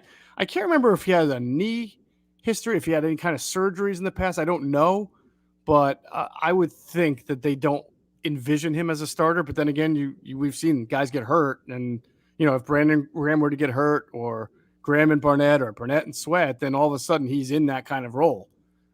It's going to be interesting to see if some of these younger DNs, whether like Osman and the kid they drafted, Teron Jackson, can kind of impress them enough to make the 53 in case they're relied on. What is your read so far? Anybody tipping their hand at left tackle? I wouldn't say you can call it, Mike, but Jordan Mailata, I mean, right now it's 50-50 in my mind as far as snaps, but as far as who is already showing that they're up to the speed and up to the challenge, it looks like Jordan Mailata more so than Andre Dillard. Dillard, we talked about this, about it's great when you admit what you need to do and you come out, and Dillard was certainly upfront about being a different person. And I always use the expression, but do zebras really change their stripes? Right. And so far out there, he's been worked over quite a few times by some guys. He's got those short arms, so he struggles against the bull rushers, and he's got to get nastier and tougher and fight. Now the pads will come out. Maybe that helps him. I don't know. I'm just saying, sitting here today, I think that Mailata is the clear leader here in the clubhouse. What happens to Dillard if he loses that battle? It's a great question. And to me, well, it almost depends on, does he lose because Dillard is completely awful? And then does that kind of ruin the trade value a little bit? Do you try to keep him as a backup, or weigh the idea of just trading him for anything at that point? There's a lot of, I'd like to hope that you're going to see him improve a little bit, and he may never really steal the job away from Mailata, but you would like for him to make it competitive enough that you feel strong about him as a backup offensive tackle, which is very important in this league. Right. But I can't say that right now you're even convinced he's going to be the best backup tackle option. Right. Well, we know that he does not like or feel comfortable playing right tackle. That kind of limits him, right? Yeah. But sometimes you got to do what you don't like to do, and then when you have to do it, you need to have the real attitude about it. Like, I'm going to go at least try my hardest. We know Carson Wentz 5 to 12 weeks. Very vague in that. Number one, of course, how that affects the Eagles, and number two, I guess the Colts need a quarterback. Nick Mullins is on this team. He's probably a better backup option as your third than other teams have, no? Well, I don't know. I mean, he's certainly more experienced, right, than most third-string quarterbacks. Although I heard Nick Foles was out there in Chicago basically saying, "Trade me."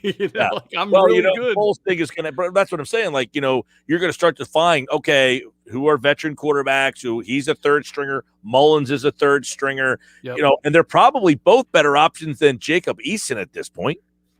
Probably. I would think that the Colts are going to be out there looking. Now, some of it, they've got some, they're in a weird position, right? Because Carson may heal it closer to the 4 or 5 week time frame, and he may be ready by week 1, week 2. You're not really missing him a whole lot, but you don't know that right now. So all you have in camp right now is Jacob Eason and the Sam Ehlinger kid from Texas. And I know they just signed Brett Hundley.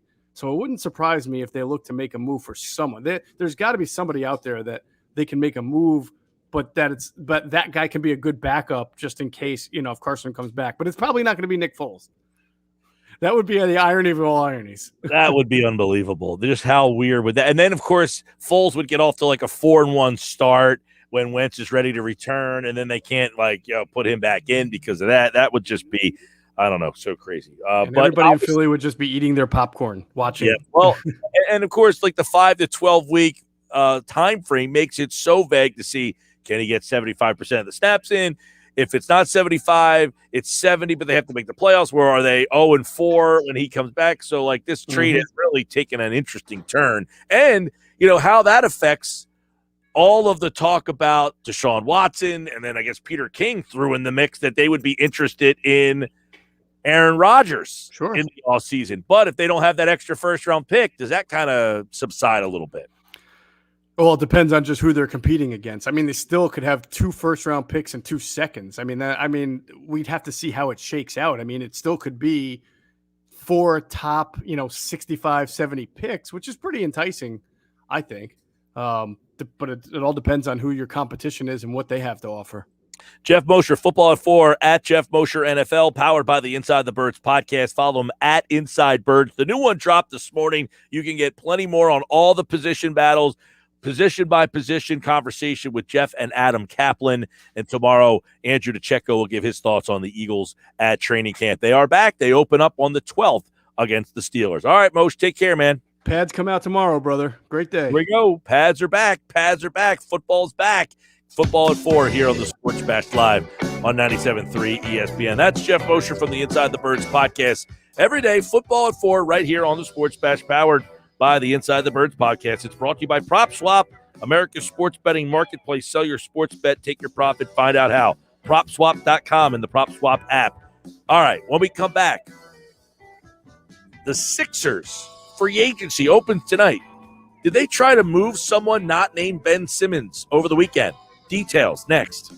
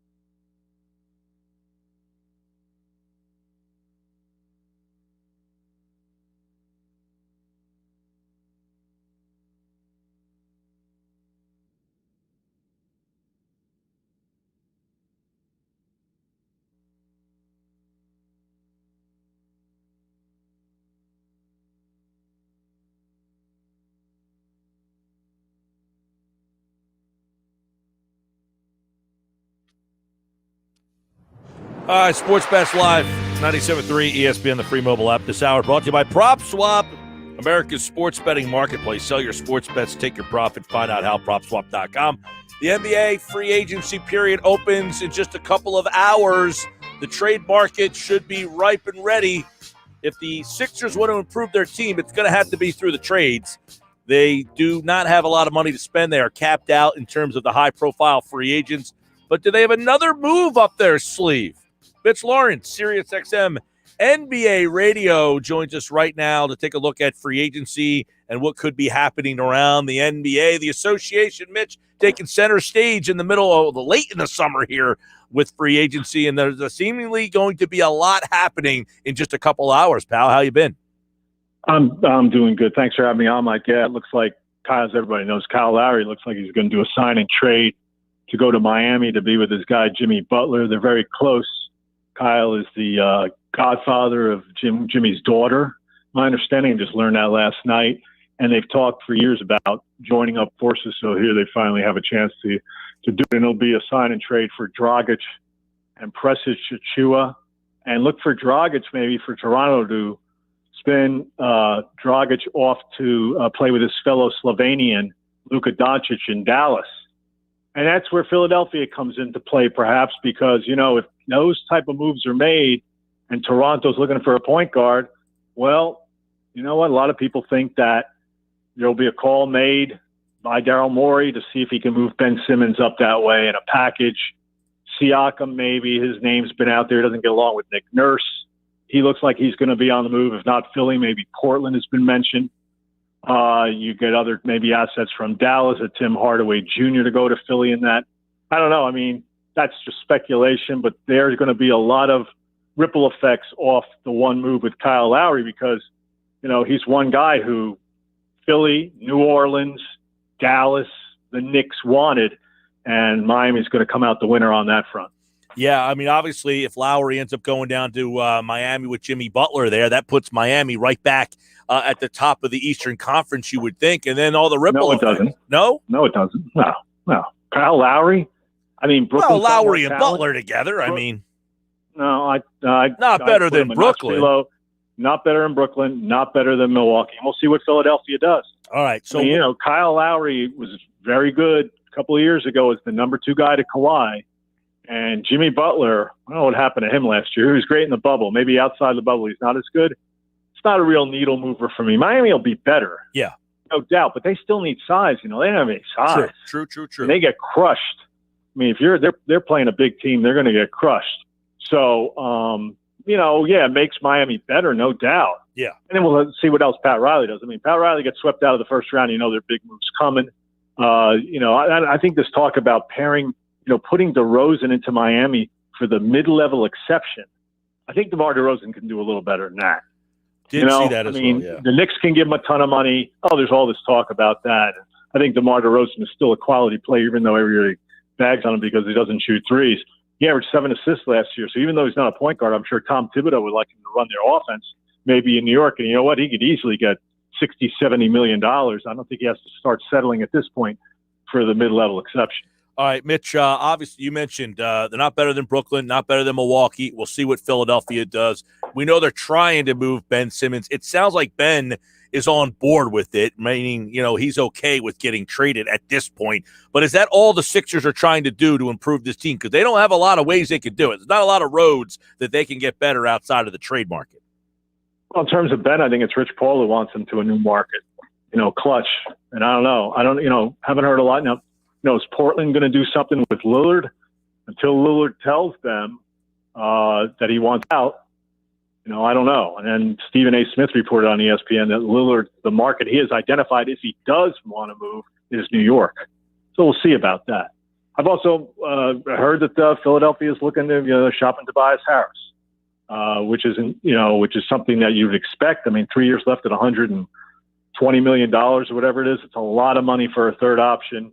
I don't know who would take him on. Be one of those type of deals where you might have to take back another contract of a guy who's suspect and add some sweeteners. And I think Daryl Morey, and that's a guy who obviously is not a Daryl Morey signing.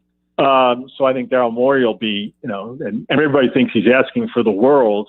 a king's ransom. You know, what Houston got for Harden, what Oklahoma City got for Paul George. We'll see if he can pull it off. If not, he can always come off his demands. But we'll see. But I don't think there's nobody that I've talked to in the league who thinks that Ben Simmons is going to be on that team at training camp.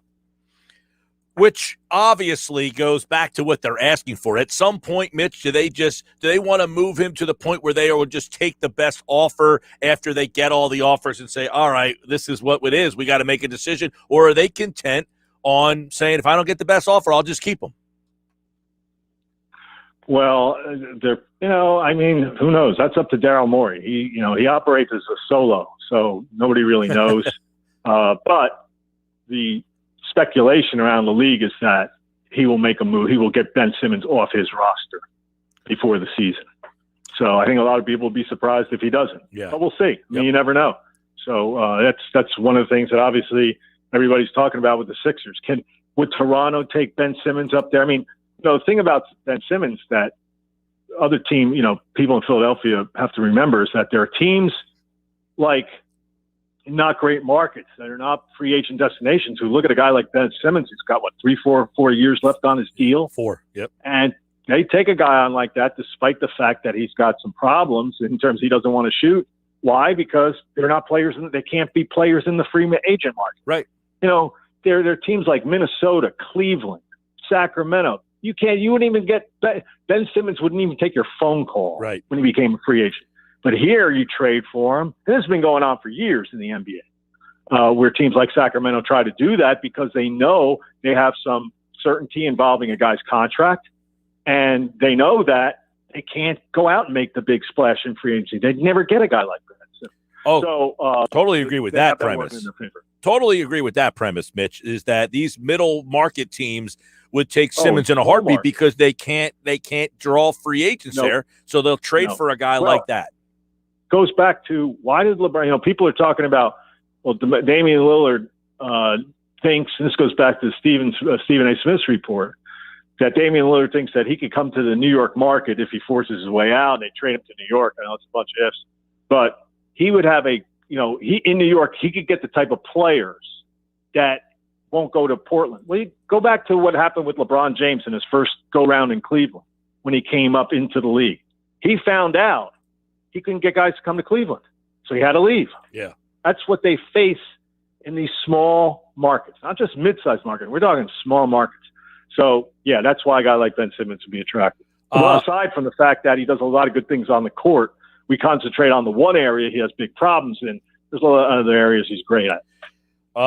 Mitch Lawrence, Sirius XM NBA Radio. Is there any anticipation that Chris Paul and Kawhi Leonard leave their situations? They've opted out, but are they going to leave those situations? No, I don't think so. I think that'd be the big surprise. The big surprise would be Kawhi leaves the Clippers, Paul leaves Phoenix. Now, the interesting thing is going to be Robert Sarver. Is he going to pinch pennies the Suns owner and force Chris Paul to take a bad, deal?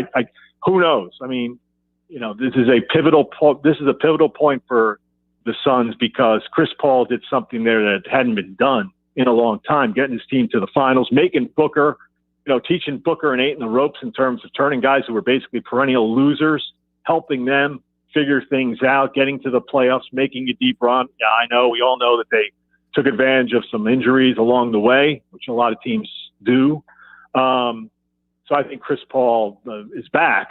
But, Sarver can't mess around here and nickel and dime Chris Paul. Plenty of teams love to have Chris Paul. I mean, Willie Green, who's the new coach in New Orleans, Chris Paul describes him not just as a former teammate on the Clippers, but as a brother. He wouldn't help out Zion Williamson and Brandon Ingram, teach them the ropes too. Yeah. I'm sure he wouldn't want to, I'm sure he wants to stay there because for him, it's certainty, Mike. Yeah. He knows what he has in Booker and Ayton. Oh, you're he right. He knows that if they can add, I saw this the other day. I think it was last night. Dwight Howard's talking about going back to play for the Lakers. Right. You know who Phoenix needs to get? Dwight Howard. They need more size. Yeah, you're right. That they got crushed in the paint, not just by, and Antetokounmpo and the Greek Freak went nuts against them in the finals. They need to somehow get that plane to land in Phoenix and not in LA because Dwight Howard's ready to run over and play for the Lakers again. That's a guy like Phoenix needs. So they need to do things but it all starts with Chris Paul. If they were to lose Chris Paul, that'd be a disaster. It'd be a bad public relations hit for them. It'd be a terrible loss on the court, off the court. And in terms of Kawhi, he's the great unknown. But he left a great situation in Toronto. They probably could have tried to do it again, right? Just brought everybody back, but he didn't want to go. He wanted to go home. He had got the right to be a free agent. He decides to go home. And if anybody thought, well, maybe Kawhi doesn't think this team can be any good, they actually did okay without him in terms of the playoffs. I mean, Utah couldn't get a game off them without Kawhi. They won the last 2 games of that series, I believe. And then in the next series, they finally make the conference finals for the first time without Kawhi, and they got 2 games off of Phoenix. So from all standpoints, money, where he is, the type of team he has in terms of their ceiling, yeah, you could think that Kawhi Leonard, I mean, that would be a shock for him to all of a sudden say, yeah, I'm going to go play for the New York. I'm going to play for Tom Thibodeau, who treats every regular season game like Game 7, while I basically like to take games off. Does that work? Does that fit? Does that make sense? We'll leave with this, with veteran NBA reporter from Sirius XM NBA Radio, Mitch Lawrence. They traded Westbrook. Does that mean Beal will want out? They have to figure out a way to keep Bradley Beal happy and in the fold. And guys like Kuzma and Harrell, the guys they got from the Lakers aren't going to get it done, I don't think. I give them credit for moving out of off of Westbrook's contract. It's amazing how many teams with real big-time stars, Harden in Houston, Durant in Oklahoma City, George, Oklahoma City, their teams traded Russell Westbrook out of there and let the other stars, there must be something going on. Guys don't want to play, or they don't have the success with whatever it is. He dominates the ball. He makes the wrong decisions. But you know what I'm saying. I mean, look at his track record. The guy's been traded all the time. I mean, he's moved around as a free agent more than anybody I can remember. But, except Derrick Rose, and Derrick Rose is a product of really injury more than anything else. But it is amazing. And so I know it's a shiny new object. People think the Lakers are going to be great. They have nobody who can make a 3-point shot. And they got to figure out how it's all going to work with their big 3. Don't put anything past LeBron, but he's got to stay healthy. Still have Anthony Davis. But, going home to L.A. might be great for Russell Westbrook. I don't know how good it is for the Lakers unless they can bring in some guys who can knock down some shots from the outside. Mitch Lawrence, everybody, at Mitch_Lawrence. And, of course, the NBA free agency just a couple of hours from getting underway. We'll see if Daryl Morey can pull the strings and get something here to change the complexion of this roster. And free agency should be very interesting. Mitch, it's always a pleasure, my friend. Mike, thanks. Thanks for having me. Take care and enjoy free agency. We'll see you. Yeah, man, we are looking forward to it. Mitch Lawrence, he's right. I mentioned the Heat, and hey, that puts them – they were a team that was not in the top championship. They get Kyle Lowry with Jimmy Butler. I guess that makes them a better team than last year. But he's right. They're not better than Brooklyn. They're not better than Milwaukee. And he said, what about Philadelphia? He said, quote, I have heard Philadelphia is shopping Tobias Harris hard. He goes on to say, don't know who would want that contract, though. All right, Phillies had a miserable weekend, but they didn't lose any ground. Is there any solace in that? Is there any positives from that? Bob Wankel's here, Crossing Broad. Talk some Phils. Coming up next.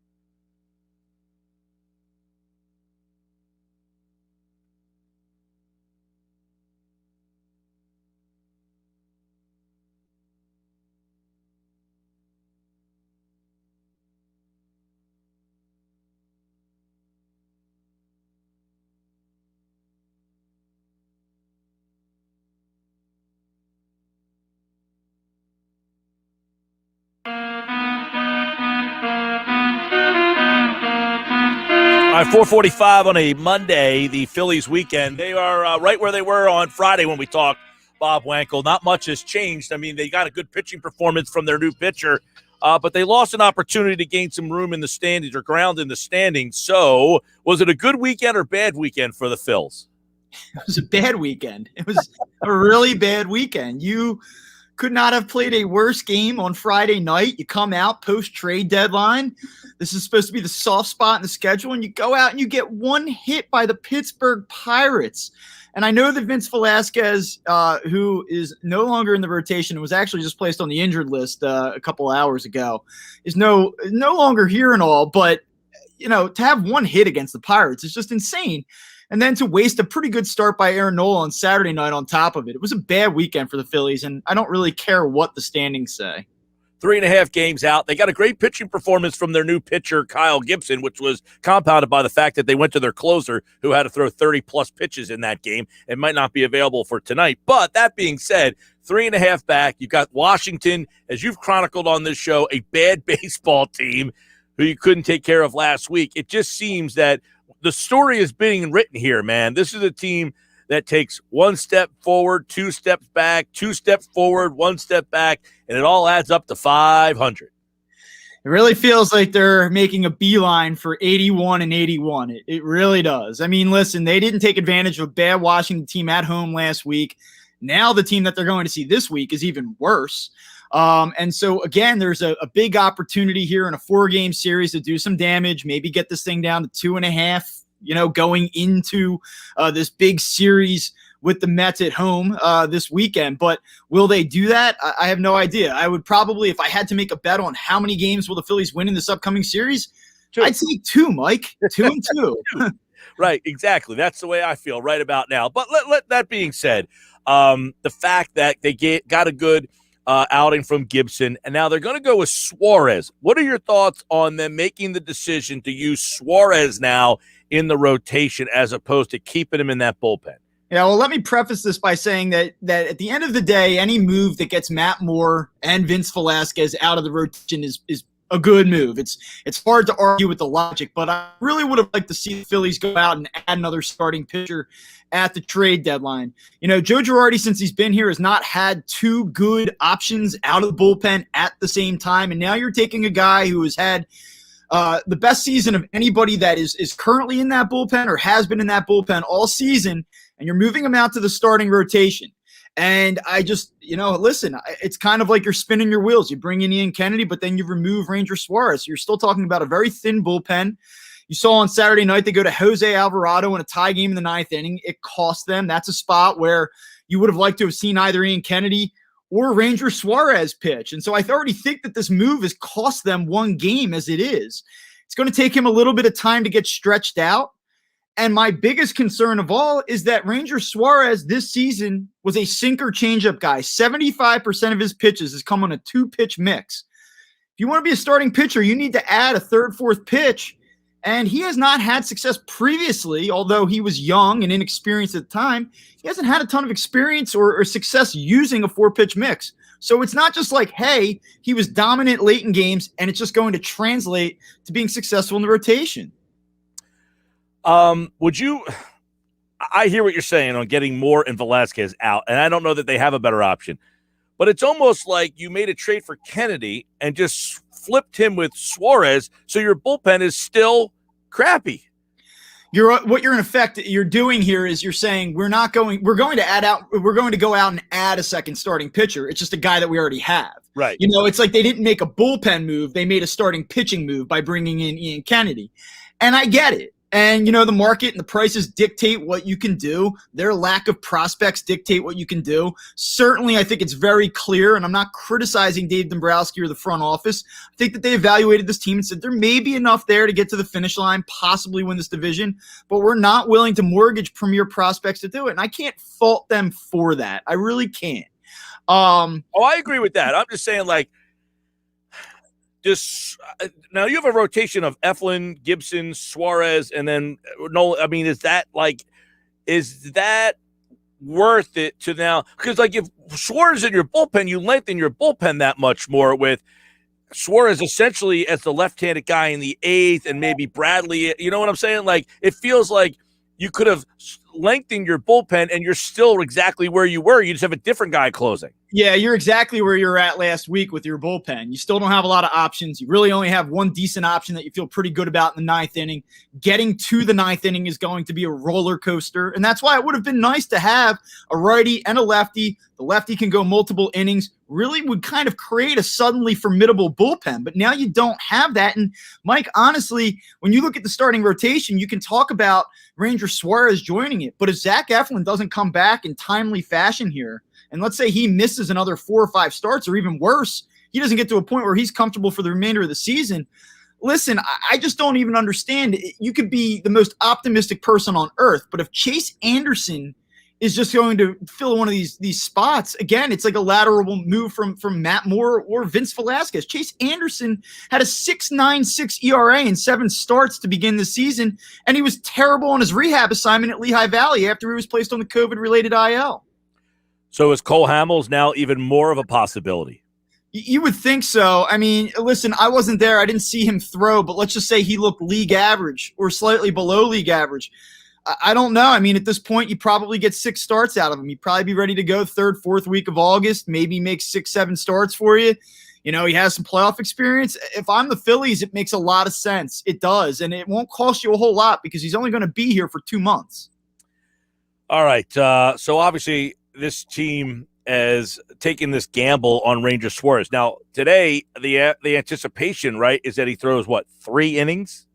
Yeah, you're probably going to get 3 innings out of him tonight in a best-case scenario. I think that they'll probably work him up to about 4 or 5 innings in his next start, and then you would hope the third start, the third time through, if all things are going well, that then he can kind of you just see where he's at. Maybe you get him up into the 80-90 pitch range at that point. But they're going to have to stretch him out very quickly. And the fact that they're doing this in the middle of and I use this in air quotes, so if you're listening on the radio, a pennant race, it's not an ideal situation. And I think it's more about desperation and a lack of options than it really is assessing this and saying, yeah, this is a great idea. Like, God forbid this organization just lets a young player that's thriving in a certain role develop within that role where he's really comfortable and productive. So now what with Velasquez? Well, he was placed on the injured list today with a blister on his middle finger retroactive to Friday night, so you won't see him for at least another week. The irony of that, the amount of middle fingers he's probably getting. Yeah, was not lost upon me. Listen, man, I mean, he'll come back and he'll probably be a long man. There's going to be a need for that in this rotation still, probably on some nights.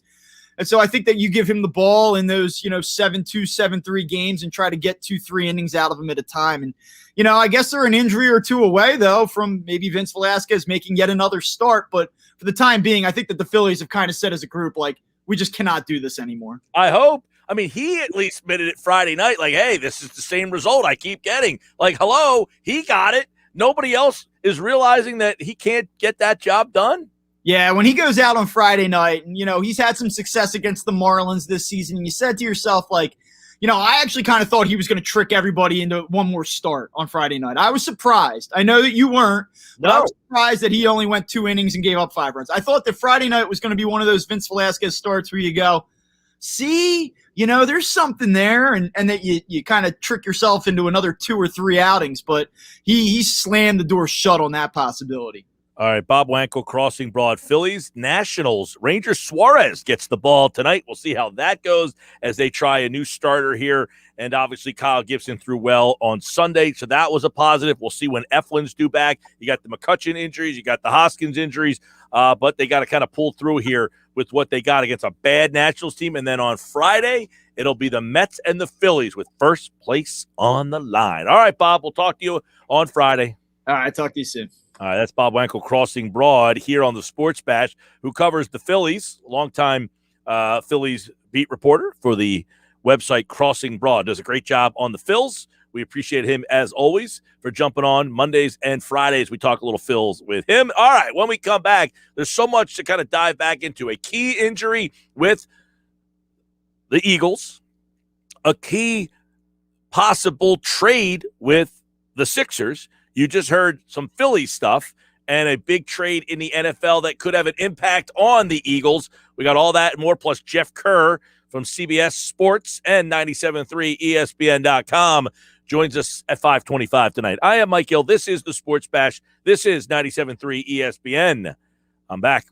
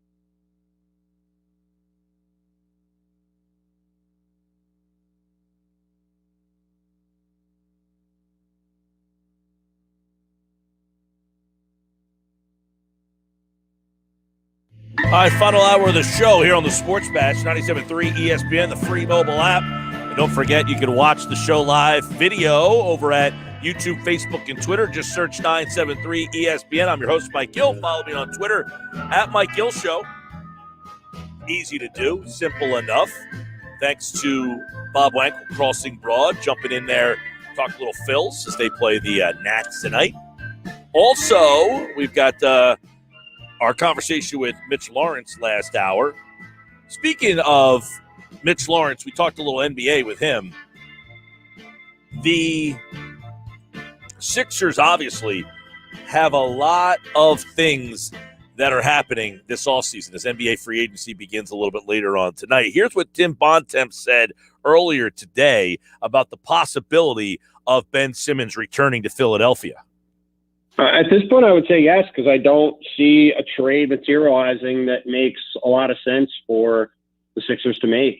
They're in a bit of a tough spot because Daryl Morey has proven over the course of his career as a GM that he is both not willing to have awkward situations on his team, and he's not going to trade a guy for the sake of trading a guy if he can't get something near value for him. And Ben Simmons, despite his flaws, is a very talented, very good basketball player. So I just think as of now, it's hard to look at the marketplace and see a deal that's going to, merit the return that a multi-time 25-year-old all-star with several years under team control would get in return for him. Yeah, that was Tim Bontemps earlier today on Greeny, and he was basically suggesting that, I don't see a way that this trade actually happens as long as we believe what Daryl Morey's saying, which is, hey, I don't want to just give this guy away. I know so many people out there get so angry when they hear such a comment, but the proof is in the pudding.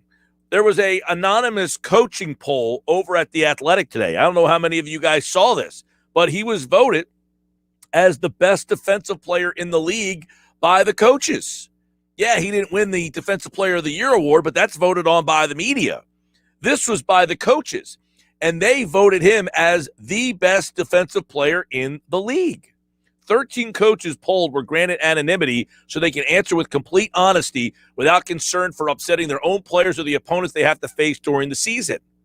And in that, Ben Simmons was the winner by 10 points over Rudy Gobert. Quote, size, speed, strength, ability to guard smalls, ability to guard bigs. What more do you want? He has it all, a coach said of Ben Simmons. Length, shot blocking ability. There's such a dynamic team when he's on the floor. Quick in the passing lane to get the steals. That's his contribution to the game. In the article, it says somewhere Morey is reading this and smiling. Teams in the market for Simmons have said that Morey is asking for the world despite Simmons' spectacular flameout in the playoffs. Morey regards Simmons as a world-class defender and a 25-year-old under team control for the next 4 seasons who can be and has been a franchise cornerstone. This is such a unique situation where you have a player who is regarded by the coaches in this league as the best defensive player in the league, but has this unique inability to do one thing that the average players in this league can do: shoot the basketball. I think what Kendrick Perkins has been saying on ESPN television over the last couple of days is the one thing that reigns true the most, which is in terms of how Ben Simmons needs to come back. He has stated over and over, he just needs to work on his free throw shooting. Forget all the elbow jumpers, forget all the three-point shooting, forget all of the other things that everybody would like to see from Ben Simmons. Those things are inconsequential. He needs to get to the free throw line all day, every day. Wake up, go to the free throw line, and shoot all day long. That's what his offseason should consist of. Forget learning how to shoot threes. Forget elbow jumpers. He doesn't need all that stuff. He is the same player again. I know people said his game hasn't evolved. His game has not gotten better. And yet somehow he scores almost 16 points a game. if he figured out confidently how to get to the free throw line and make those free throws at just a 65 to 70% clip, then it is a successful offseason for him and the Philadelphia 76ers.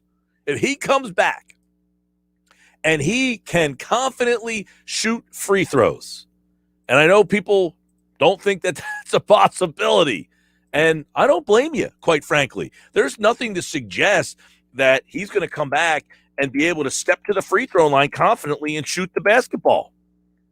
But if he's able to do that and can just add that part of his game, the Sixers will be a team that likely can make it to the NBA Finals. Just that little bit of difference.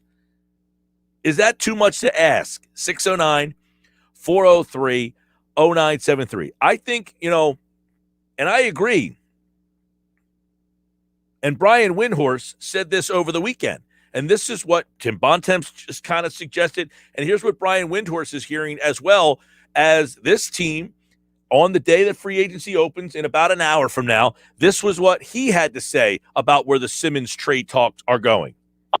On one hand, they're absolutely having trade talks involving him. He is not untouchable in any regard. On the other, the packages that they are asking for him are being deemed so preposterous by the teams in talking with him that they feel like they're not really seriously wanting to trade him. So Daryl Morey plays all sorts of strategy games. He plays all sorts of long games.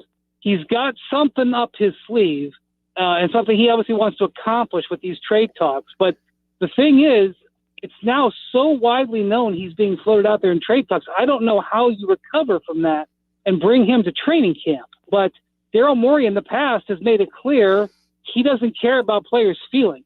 And so maybe he doesn't care about what Ben Simmons feels right now as he keeps hearing about his name and rumors. Yeah, I don't think Daryl Morey cares at all. I mean, if he gets the right deal, he's going to do something. If he doesn't get the right deal, he's not going to trade him, as I said before.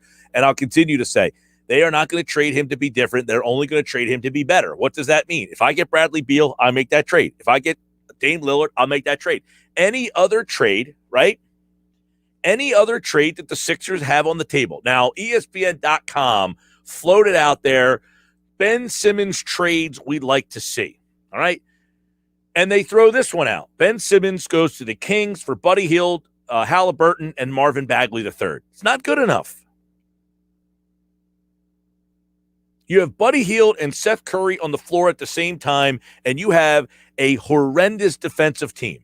Halliburton's a nice big point guard coming off a good year, and he is a nice addition to that trade who had not been mentioned in there before. Bagley is a guy who's had all sorts of injury problems. But Halliburton would be the guy that you are hoping can come in and kind of take over the Ben Simmons role. But Buddy Hield is an atrocity defensively, and Seth Curry no good either defensively. So that trade to me, not good enough. This one works. Ben Simmons, Tyrese Maxey, 2 first-round picks for Dame Lillard. I think everybody out there is essentially saying, yeah, I would do the Dame Lillard thing. Ben Simmons, Tyrese Maxey, 2 first-round picks. You get Dame Lillard. I think you do that deal. How about this one? Ben Simmons to Portland for C.J. McCollum, Nasir Little, and a protected first-round pick. Not good enough. You're giving up a 3-time All-Star player, a 3rd-team All-NBA player for C.J. McCollum.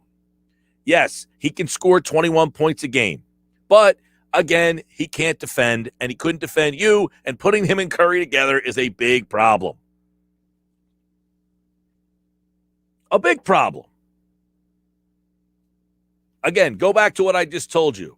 The coaches in this league universally have said Ben Simmons is the best defensive player in the league. He has one fatal flaw. Is that fixable? I don't know. I don't know if he can go to the line and hit 70%. He should be able to, but I'm not sure. I'm not going to sit here and say that he can. But I certainly am not saying I'm giving you the best defensive player in the league who makes everybody else around him better, and all I'm getting back in return is Nasir Little and C.J. McCollum. Not good enough. Another deal. Ben Simmons for Zach LaVine and Thomas Satoransky. The Zach LaVine stuff is somewhat intriguing, but that's just not enough. He's a terrible Levine is a terrible defensive player. So, yes, he can score. He's a guy who can score. But same problems you're going to have. He's going to score 25. He's going to give up 30. Again, you are different. You're not better. Another trade floated out there. This is ESPN.com. Simmons trades they would like to see. And I don't like to see any of them so far, except for, I mean, I'm indifferent on the Dame Lillard one. I would do it. I think you're giving up a lot. Dame Lillard is a player who, again, has been knocked out of the first round of the playoffs a whole heck of a lot. Doesn't play great defense. I'm sorry, I value defense. And I think the Sixers are a team that value defense. Timberwolves get Ben Simmons, George Hill. 76ers get D'Angelo Russell, Malik Beasley, a first-round protected pick, and a 2024 first-round protected pick. I'm out on that. D'Angelo Russell does nothing for me. D'Angelo Russell didn't do anything for me in the draft 45 years ago, whenever that was, and he's not doing anything for me now that I've seen him play. In 37 games last year, Beasley scored about 20 a night. He shot 40% from three-point range. I got news for you. You're not going to be all that excited to have Malik Beasley on your team. Now, Russell averaged about 20 points a game, 6 assists, but when you get a view of him playing defense, I have a feeling that you are not going to be all that excited about watching. Do you think you're a championship team with D'Angelo Russell running your point? I got news for you. You're not. (609-403-0973). 609-403-0973. I think your best chance, your best shot, your best possible trade is to try to call Washington and see what's going on down there. You've got to try to see if Washington has any desire to move Bradley Beal. And quite frankly, I brought this up before. Ben Simmons, who played like crap, knocked Bradley Beal out of the playoffs. Well, it wasn't him. He's on a team that beat Bradley Beal. If Bradley Beal is this outstanding player, yeah, you pair him up with Joel Embiid, certainly different. He had an MVP of the league on his team. You had Bradley Beal and the former league MVP on the team against Joel Embiid and Tobias Harris. You guys out there all think Simmons stinks. So shouldn't Beal and Westbrook beat Simmons, the team that has Simmons on him, if he's as bad as you guys make him out to be? I mean, is that a viable conversation to have? Why can't Bradley Beal get out of the first round of the playoffs? Well, his team stinks. Well, you guys think Simmons stinks. He played against Simmons, couldn't get him out of the playoffs. As bad as Simmons was in these playoffs, Beal still couldn't knock him out. Does anybody have any problem with that? But that being said, if you're making a trade for Simmons, they're the only two right now. It is Dame Lillard and Bradley Beal. In my opinion, and I could be wrong, we examine whether the Sixers should wait to trade Ben Simmons until the trade deadline or try to do something beforehand. I don't think they have any desire to just move him to move him. Text board, 609-403-0973. Mike, keep Simmons and trade Harris. Easier said than done. I mean, what are you getting for Tobias Harris? Here's the problem. I'll play along with this game. Let's say you trade Harris. The problem is, here's the issue for me. You guys want Simmons to be the secondary scorer. The Sixers don't. You keep judging him as the secondary scorer. The Sixers aren't. Harris is their secondary scorer. The problem is, in my view, it's not Simmons. Yeah, he had a terrible playoff. The problem is Harris is not equipped enough to be the secondary scorer. That is your problem. So trading Harris becomes very difficult because he makes number 1 or number 2 scoring money. Text message goes on to say, Harris is sauce and doesn't block out or defend, nor does he crash the board for offensive or defensive rebounds. Sometimes I don't even know he's playing. More pick and roll using Simmons and dishing off to Embiid coming from opposite elbow. Get 2 big forwards similar to Phoenix big guys who can shoot threes, drive to the basket, and fight for offensive and defensive rebounds. Well, I mean, yeah, this sounds like a great idea, but you're not using Tobias Harris and getting that back in return for you. 609-403-0973. Charles Bernard is watching on Facebook. He says, the issue is if Ben Simmons comes back, he'll get booed so badly, and with his psyche already weak, a trade is a must. Hence the reason Rich Paul is in step with the Sixers on a trade. Something to be said for the fact, I don't think he'll get booed like unmercifully on opening night. I mean, if he comes out and performs, I think that they will embrace him. If he comes back and shoots free throws and all that kind of good stuff, it's a fair point. I have said before, a business decision. This is a business decision. The Sixers have to decide as a business, do they want to bring Ben Simmons back and go through another 82-game season where the fans do not believe in the team? One of those things where it's, hey, I'll wait until we get to the playoffs to make my decision. That's your problem. So that is where the business decision comes into play. And I will say this. A lot of what the Sixers have done has been business decisions. The process was a business decision. So maybe the business decision is, hey, you got to move Ben Simmons because we can't bring him back because our fans are not going to sit through another 82-game season because people are going to say, I can't get behind this team until I see them do it in the playoffs. Jason Goldstein is watching on YouTube, and he says, it's about pairing someone with Embiid. Levine fits better. Dame does. Beal as well. Saying Ben beat Beal, that's ridiculous. You can't play offense 4-on-5. He hasn't gotten better on offense. Well, there's a lot there. One, yeah, you can't play offense 4-on-5, and this goes back to how bad Simmons was in these playoffs. You typically are not in that situation. You typically, like Ben Simmons in the regular season, which I get it, it's way different, is not shooting 34% from the free throw line. If he shoots 34% from the free throw line, Jason Goldstein, you are correct. If he shoots what he shot in the regular season from the free throw line, Jason Goldstein, you are incorrect. Because they would have won the series if he just shot 60% from the line. That's the difference. It had to take a historical decline for what you to say to be right. The question that this organization is going to have to answer without any evidence is that historical decline permanent, or was it just for these playoffs? And I don't know how you answer that question. 609-403-0973.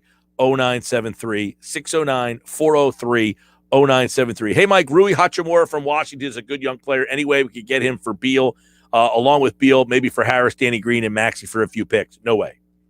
You're not trading Tobias Harris and getting Rui Hachimura and Bradley Beal. Are you out of your mind? What else? Saw an offer from Charlotte. Rozier, Graham, Washington in a first-round pick. I think that helps the depth, but I would mind more Bridges. They're not trading. That deal's not happening. Whatever you just said, Rozier, Graham, Washington, a first-round pick for Ben Simmons, get out of here. Harris, 2022 first, and Shake or Maxey to Washington for Beal. Not happening. They're not taking Tobias Harris for Bradley Beal. Paul in Pleasantville says, in the Washington series, Beal averaged 30.6 rebounds, 4 assists. Ben didn't slow him down. Give Joel a true closer like Beal over Ben. Beal played well in that series. Still wasn't good enough to win against Ben Simmons, who was terrible in that series. And Beal still lost that series. How is that possible? I don't know. 609-403-0973. I'm Mike Gill. This is the Sports Bash Live on 97.3 ESPN. Good conversation. Thank you for all the text messages that have been coming in. Jason Goldstein, thank you for your message and thank you for watching the show. It is about pairing someone with Embiid, but it doesn't have to be Simmons that you have to get rid of to pair someone with Embiid. Everybody just assumes that that's the best way to go about it. This team will suffer in other areas that the new guy coming in won't be good enough to change. You know what I'm saying? You just get rid of Simmons and then bring in Dame Lillard. You're going to score more. You're going to give up more. And it's 220, 221. You're just going to be bitching about something else. All right. Sports Bash Live, 97.3 ESPN, the free mobile app. DeVonta Smith, what's the deal with him? Jeff Kerr, CBS Sports, going to join us. Also, how does the Carson Wentz deal affect the Sixers? We got all that on the way. This is the Sports Bash Live on 97.3 ESPN and the free mobile app.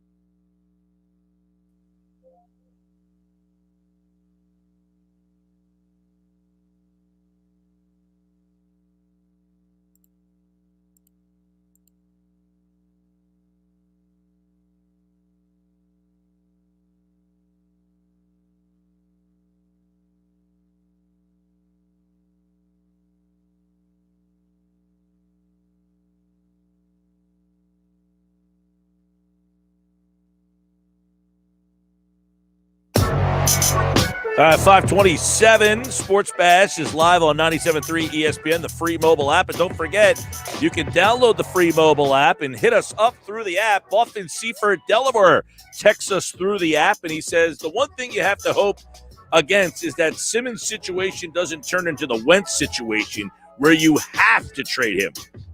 Best show in the Philly market, by the way. Thanks. Hey, thanks, Buff. I appreciate that. You're right. If the situation with Simmons gets to that point where you're like, hey, we got to trade him because everybody hates him, that would be a problem. Wentz did this to himself as well, so we'll get into that.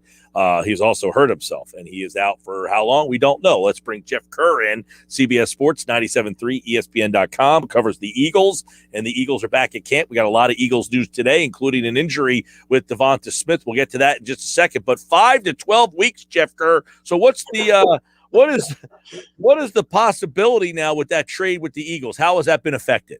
Well, I'll tell you what. First off, Mike, what is PennDOT performing the surgery on this guy? 5 to 12 weeks? Come on. Man. Dr. Nick Rivera, I think, will be in there, right? From The Simpsons. Exactly. It's not good for the Eagles in terms of their draft compensation. I mean, I guess, you got to praise Howie Roseman for getting a second-round pick for a guy who may not play till November. You got to look at it that way. I'm trying to look at the positive here, but Carson Wentz has to play 70% of the snaps, or the Colts have to make the playoffs in order – and the Colts have to make the playoffs in order for them to get the first-round pick out of this. And if he don't come back to playing 70% of the snaps. Now, if he comes back in week 5, there's a chance, but I'm not banking on it. I think it's going to be a second-round pick, which is fine. It's, it is what it is.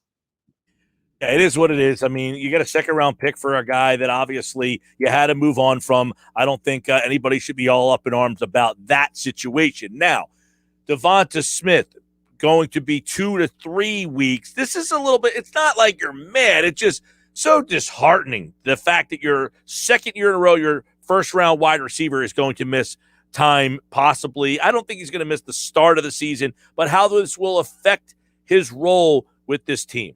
Now, the Eagles, I will say this, the Eagles have downplayed this a lot, and which I think is good, because on Saturday, he did leave practice, but he came back, he did individual drills and was with his team. Usually, they go to the infamous blue tent and then they go in the locker room. Well, that didn't happen. So I feel like the Eagles are erring on the side of caution here, Mike. I don't think this is a big deal. I don't think he was going to play that much in the preseason anyway. So that's, here or there. But yeah, you're right. The whole thing, it's disheartening, honestly. Yeah, you're absolutely right about that. That's what I was going to ask. What is the plan? I don't know that the teams have kind of discussed this, but are we hearing anything? There's only 3 preseason games instead of 4. We've seen less and less teams utilize these preseason games. How teams are going to, how much should we anticipate seeing him play in the preseason anyway? Yeah, no, that's the thing. I think he would have played a bit. Like, I don't think, like the first preseason game, I think we would have saw him out there a couple series or so. I don't think it would have been terrible. Like, it would have been a lot fewer than everybody expected, because this is their number 1 wide receiver. Let's not kid ourselves here. This is the guy. So I'm looking at it as, okay, where do we go from here now? The second preseason game, he probably would have played a half with the first team. But overall, I don't think he was going to play much just because of his stats on the depth chart. I think we need to see more of John Hightower, Wes Watkins, Travis Fulgham, Greg Ward, those guys anyway. Just because we don't know who's going to make this team outside of Reagor, Smith, and Fulgham. And I'm not even going to give Fulgham that much credit right now. I don't want to say he's been good, but he hasn't been terrible, I guess. I mean, he should make this roster. Today was his best day of practice. I will say that. Yeah, well, I mean, the whole, all these other guys are getting more reps is fine, but at the expense of your first-round pick, exactly, losing his rep. You know what I mean? Yeah, and that's what's scary. And, you feel he needs more chemistry with Jalen Hurts. And that's what worries me the most. Even though they've had chemistry at Alabama, you want him to continue developing. You want him to continue growing. And, I mean, DeVonta Smith's been beaten up pretty bad by Darius Slay and Steve Nelson these first couple practices. It's not a bad thing. It's just shows you the nature of the physicality of these practices. And, I mean, he got injured diving for a low throw, and he made the catch. I mean, that's DeVonta Smith. He just happened to tweak something. And, sprained MCL, again, it's not serious. It just takes time to heal. And honestly, when I heard 2 to 3 weeks, I was kind of relieved there because it's like, oh, okay.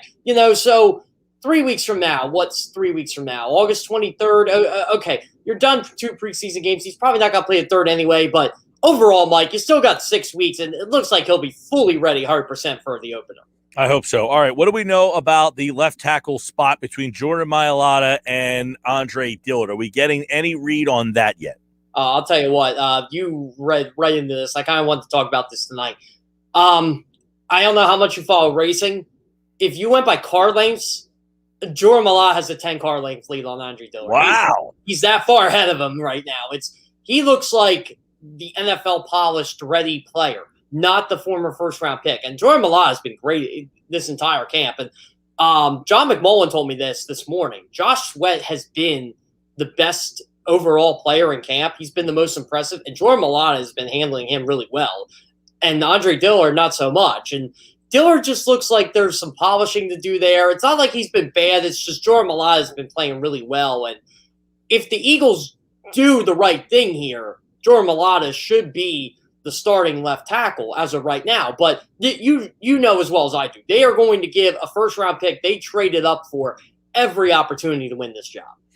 The other day, I guess Nick Sirianni stopped practice. He yelled details. He said that the defense was ahead of the offense. I want to ask you about where this defense is in terms of where do they think? You just mentioned Sweat might be the best player in camp so far. They brought Steven Nelson in here. They already had a pretty good, Brandon Graham, Fletcher Cox, Hargrave, Kerrigan's here. So how are they feeling about their defense? Well, they're feeling really good about him. And Steven Nelson's been having a great camp as well. He's been all over the place. I know everybody likes to tweet about when it gets beat, but quarterbacks get beat. That's practice. I think that's more Jalen Hurts and his deep ball than anything else. But overall, I think the Eagles really like where this defense is going. And Nick Sirianni has given a lot of credit to Jonathan Cannon. And I got to be honest, Mike, through the first 4 practices, the defense won. Nick Sirianni preaches competition, and he keeps score. The defense won. I think today might have been the first day the offense actually beat the defense and, the shells and the shorts. But overall, this defense, it's gotten the better of the offense so far. And I don't know what to make of the offense yet. I think we got to wait till the pads come on. But this defense, I'll tell you what, they're physical. They're tenacious. They try to strip the football. Devion Taylor's been really good as well. That's been a surprise. I didn't know what to make of him. And I got to be honest with you.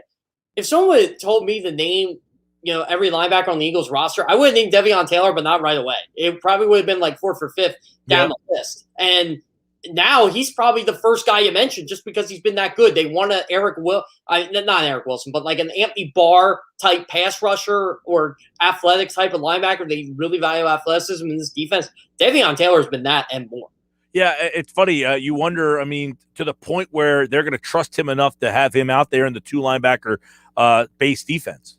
I think he's going to get the opportunity. I really do. And especially with Alex Singleton missing a little bit early on in camp here, they basically said, hey, you know what? You're a high draft pick. Let's see what you got. And, whatever they taught him this summer has been working for him because maybe he hasn't had a lot of football under his belt, and now he does. Maybe it's like the Jordan Mailata route. The Eagles are taking chances on projects like this, and it looks like this is going to turn out really well for them. Devion Taylor has been you can't even advertise him because there was no advertisement for him. This is I think, Jeff, that people – I thought this was a wasted draft pick almost. Yeah, people were calling him a bust. And yeah, let me ask you this. Okay, I'm glad we went down this road because I was talking about this earlier.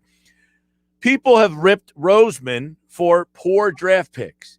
Is it poor draft picks, or did Peterson do a bad job of developing younger players? I'm starting to think it's development. And, he did develop some nice players over the years, like Isaac Seumalo, for example. People thought he was a terrible pick once upon a time. Jeff Stoutland really did a good job with him. Jordan Mailata, look at that. Look at the years the Eagles only have 5 draft picks.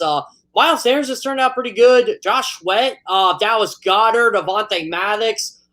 These aren't Jordan Mailata. The Eagles haven't had a lot of draft picks in 2018 and 2019.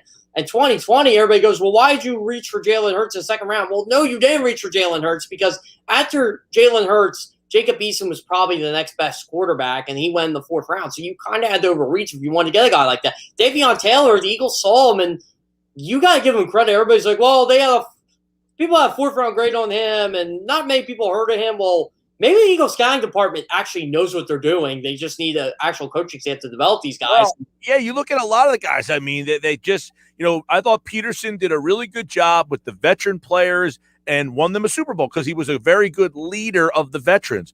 But the younger players have never come along. None of them really. No. Who's been their best draft pick in the Pearson? Was it Carson? Has he been the best one? I mean, you really have to wonder about this because I think I really like the 18 draft class when they only have 5 guys. And the 19 draft class, I was like, okay. And that was the Dillard Sanders class. And I like Dillard. I like Sanders. After that, I was like, yeah, okay. Josh Sweat I liked, but Clayton Dorsey was terrible. He was basically out of the league in 2 weeks.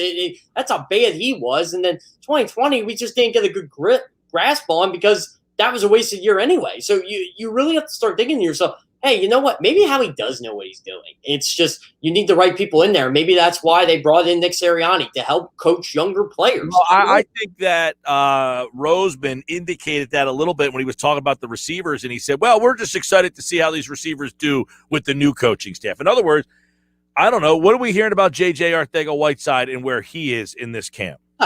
He's bad. I don't know what to tell you, Mike. I try to put a positive spin on that guy. No, I just can't do it. Look, you don't hit all the draft picks. But my point is, I think he was indicating like, hey, we feel like we've taken the right guys. They weren't developed correctly. Now, maybe JJ was the wrong guy. Jalen Reagor, what about him? Was he not used correctly last year, or was he a missed pick? I don't know. We don't know where either of those two guys will fit in with this team. And you pointed out earlier with Jalen Reagor. Jalen Reagor was snake bit by the injury bug. Remember, he had the thumb injury, second game of the year. He started out pretty good, 1 catch for 55 yards and was getting open. And he had the thumb injury, and he didn't really do anything until that Dallas game. When he came back, he caught the touchdown, and then he was a lot better when Jalen Hurts was his quarterback because Hurts bought some time and was able to hit him down the field. And I will say this about Jalen Reagor. I mean, I think the kid has a lot of potential, but there's so much pressure on him to make this Eagles wide receiver group competent because they really don't have anybody outside DeVonta Smith. I mean, Zach Ertz is probably, if you want to go by wide receivers, he probably would be their second best wide receiver on the team right now if he played that position. There's a lot of pressure on Reagor and there's a lot of pressure on Fulgham to be competent players. What do we hear about Quez Watkins, John Hightower, those guys? Well, I don't have high expectations for them just because they're low-round draft picks and you get what you get out of them. But Quez Watkins, to me, has been a pleasant surprise this camp ever since he got back from the non-COVID illness. And he stepped up today. He had a couple nice catches there. And, I think he's going to be a guy you can really use as like a wide receiver 3, a wide receiver 4 if it comes to that. I mean, I feel like he has a unique skill set for this offense. John Hightower, to me, he's just a speedster. He's a deep threat. I think there's room for him on a roster. I don't think Eagles are ready to give up on him yet. He's just one of those guys where I say to myself, you can't expect much out of the guy. I mean, he was a 5th-round pick. He's a burner, and, hopefully we can use Jalen Hurts' arm strength to pretty much utilize his game because I don't know what happened to him, but the Eagles seemed to abandon him after that Pittsburgh game last year. Let me ask you about, we talked Wentz. There's some Foles talk, but would Nick Mullins be someone that Howie can spin off and get more picks from Indianapolis? Now, I look at it this way. I think the Eagles like having 3 quarterbacks. And yeah, but they like having 3 quarterbacks for this situation. That's true, but what happens with the COVID situation? We don't know if these guys are vaccinated or not. Well, we know Jalen Hurts is. I will say that. But you got to look at it this way, Mike. Do you really want to give up Nick Mullins unless you're going to get good compensation for him? I'm not talking like a 6th-round pick. I know that's probably what he's worth. If the Colts offer the 4th, I do it. But the Colts don't like to trade their draft assets away because they do really well in the draft. I think, and here's the other thing people forget. You can keep a guy like Nick Mullins on your 53-man roster. You don't have to play him because 7 guys have to be inactive anyway. So there's a reason to keep this guy around. Oh, listen, it's a nice added value to have on your roster. But a lot of what the Eagles do is for this moment is when someone is in a spot of weakness, we can go after them because we have a position of strength. It's the whole idea of why they drafted Jalen Hurts in the first place. Yep. And assets. That's one thing the Eagles love. That's where I agree with you, Mike. I mean, if the Eagles get a deal, they'll do it. But I don't know. I kind of like the 3 quarterback situation they got right now. I love the depth they have at that position. It truly is a quarterback factory right now. Oh, boy, don't say that. All right, Jeff Kerr, CBS Sports. And I guess, the 2 guys I mentioned, too, were, Minshew, I guess, but you're going to trade inside the division? Probably not. And Nick Foles, obviously. Mariota might be another guy. Yeah, he was a guy I thought about thinking of mentioning on Friday when I was doing my Wentz piece, and I said, yeah, you know what? John Gruden really likes him, and if Derek Carr ever would get hurt, Marcus Mariota can fill in for him, and he did do that last year. So the Raiders clearly value him. So you got the Denver situation, maybe the loser of that. You've got, what about Garoppolo? I will say this. I don't know if you read Peter King's column this morning, and Kyle Shanahan backed this up. The only way Trey Lance is really beating out Jimmy Garoppolo is if Jimmy Garoppolo gets hurt. That's pretty much what he said to them. When Jimmy Garoppolo is on top of his game, no one's beating him. And Kyle Shanahan's in love with Jimmy Garoppolo. I think they drafted Trey Lance for after this year. I don't really think Trey Lance is going to play that much this year. And Shanahan's been doubling down and tripling down on Garoppolo. I think Garoppolo is going to be the star of the whole year. What are we hearing about where Tebow is in his chances of making that team? Yeah, I talked about him over the weekend, and Urban Meyer loves his pass-catching ability, but he said there's stuff like, tight end stuff, like holding on to the football, fighting for the football. He just hasn't grasped that yet, and why would you expect that? He's a new tight end. It's a shame, guys like Trey Burton can't get a job, but, Tim Tebow has one. But I digress. But overall, I still think he has a good chance to make the roster just because there really isn't that much out there. It's like Chris Manhertz. What's the kid's name? The kid from Ohio State. I always forget his name. I think they're going to be on the roster, but Tim Tebow and James O'Shaughnessy, I can never pronounce this. They say O'Shaughnessy. I think that's how you say it. I think they'll be bound for a roster spot. And you got to be honest, Mike, they could take 4 tight ends on the roster because Tim Tebow can throw, he can run. There's a lot of stuff you could do with him. So I think that unique skill set gives Tim Tebow a chance. All right, Jeff Kerr, CBS Sports, at Jeff Kerr, CBS, and, of course, all the Eagles coverage this year over at 97.3 ESPN.com. They open up the preseason next Thursday, a week from Thursday. They are taking on the Pittsburgh Steelers, and you can hear the game live right here on 97.3 ESPN. All the Eagles news right here with Jeff back on Wednesday here on the Sports Bash. All right, Jeff, take care, man. Yeah, sounds great, Mike. I'm going to be like a kid on Christmas morning come that first preseason game. When I walk in the Lincoln Financial Field, Thursday night. Let's go. Yeah, for that game. I'm saying Thursday night, live football is back. I can't wait, man. It's here. We are 41 days away from the start of the season. Ooh, Hall of Fame game Thursday night, and, of course, Eagles and Pittsburgh on the 12th. Jeff Kerr, thanks, man. Yep, sounds great. Thanks, Mike. There's Jeff, and, of course, we are here on a Sports Bash Monday. Busy show today. Tomorrow, Frank Close has the Phillies mailbag. Jeff Nadeau will vent on Ben Simmons not being traded. Also, Andrew DeCecco, football at 4 PT.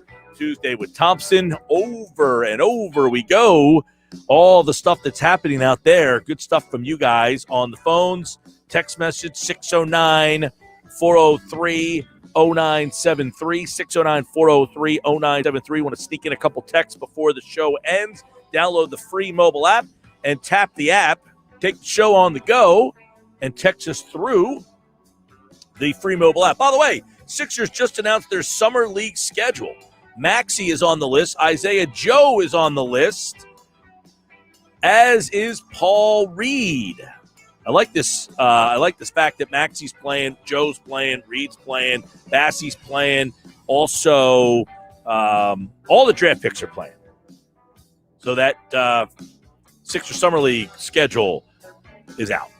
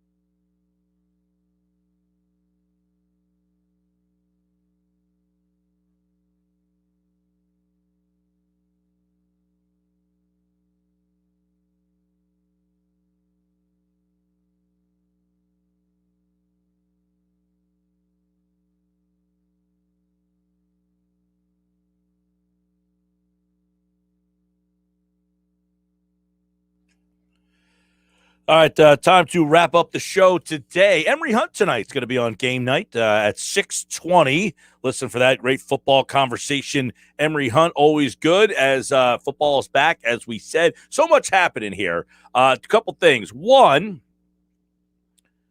NBA free agency kicks off in 8 minutes. So if something happens, we'll have you on game night tonight. NBA free agency 8 minutes from now, right? Yeah, and I expect there to be a lot of things that also don't happen within the next hour. Well, I don't think Chris Paul or Kawhi Leonard are going to sign today. Right. I think that's going to be more of a little drawn out. Yep, I think they'll both end up, as we talked to Mitch Lawrence earlier today, they both end up going back to the teams. The whole Kawhi Leonard thing's interesting because he could miss most of the year, if not all of the year, with the ACL problem. Yeah, and I'm going to assume that whatever contract that they sign with him is going to have some sort of recalibrating the money kind of thing. Well, I don't know. I mean, because you saw what happened with Kevin Durant. I mean, Brooklyn signed him to that deal knowing that he was going to be out for the entire season. Right, but they also signed it with the understanding that he wasn't going to be there, so they didn't give him all the money up front. The money was spread out a little bit later in the contract. Yeah, we'll see. I think the understanding with Kawhi by most is that he will go back to the Clippers, but who knows how long he'll be out for and what that means for them. And then Chris Paul, can you imagine opting out of a contract paying you $44 million, being in your late 30s or mid to late 30s? I think he's 37 years old next year. Yeah, turns 37. And saying, $44 million, not good enough for me. Well, is it that he says it's not good enough for him, or is he opting out saying, look, if you give me some financial security, I'll actually sign for less next year for some long-term security, and then you have more money to bring in guys in free agency? Crazy to be able to have that decision, right? So NBA free agency is 6 minutes and 53 seconds away. That all gets underway. I don't think the Sixers are going to be big players, but I guess sign and trade is always a possibility here. But we do hear, as Mitch told us earlier, it looks like Kyle Lowry will be a sign and trade deal, and he will end up in Miami with the Heat. He also mentioned DeMar DeRozan, so something else to keep an eye on. So in 6 minutes, I don't know that something's going to happen, but it's definitely something to keep an eye on. Then we've got the Phillies tonight. Ranger Suarez is getting the call on the mound today. Are you excited, intrigued? What is the adjective? I mean, he last started a game, I think I read, in 2018 for the Phillies. No, he was originally a starting pitcher. In the minor leagues, yes. And he was in the mix for starting spots the last couple of years. I thought he did a good job of the bullpen. I think the problem with the Phillies, obviously, is they don't have enough starting pitching, so they're almost desperate that they have to go this route. But I think it would have been a much better situation if they can find another starter somehow and kept Suarez in the bullpen. I would have liked to have seen Suarez stay in the bullpen for the specific reason that, like you said earlier, if a guy's doing something well, why are you moving him? Oh, because their starting pitching is so bad. That's why. Because they have someone. I get what they got Kennedy now. He can close, so we don't need Suarez there. The problem is your bullpen's still not good enough. You've essentially replaced the one guy who was pitching well with somebody else instead of lengthening. It's like, hey, when somebody leaves the batting lineup and then they return, it lengthens the batting lineup. They just don't have enough pitching depth in the organization. So they're desperate because Velasquez, Moore, and Anderson couldn't get anybody out. I'm just concerned that it's going to be like a yo-yo situation like what happened to guys like Brett Myers years ago. Well, they did that with Myers when they put him in they moved him from the starting rotation to the closing role. And then back to the rotation. Because they had enough ability. They had enough pitching or bullpen guys. They got enough. That's the problem. The Phillies don't have enough starters. They can't go to the minor leagues and say, hey, let's bring up our young prospect. They don't have that guy. Right. So they're kind of stuck between a rock and a hard place with all that. I would like to, as we talked to Bob earlier, they could be a player for Cole Hamels. All right. That'll do it for me. Josh has game night coming up next. Emory Hunt at 6:20. Have a great night, everybody.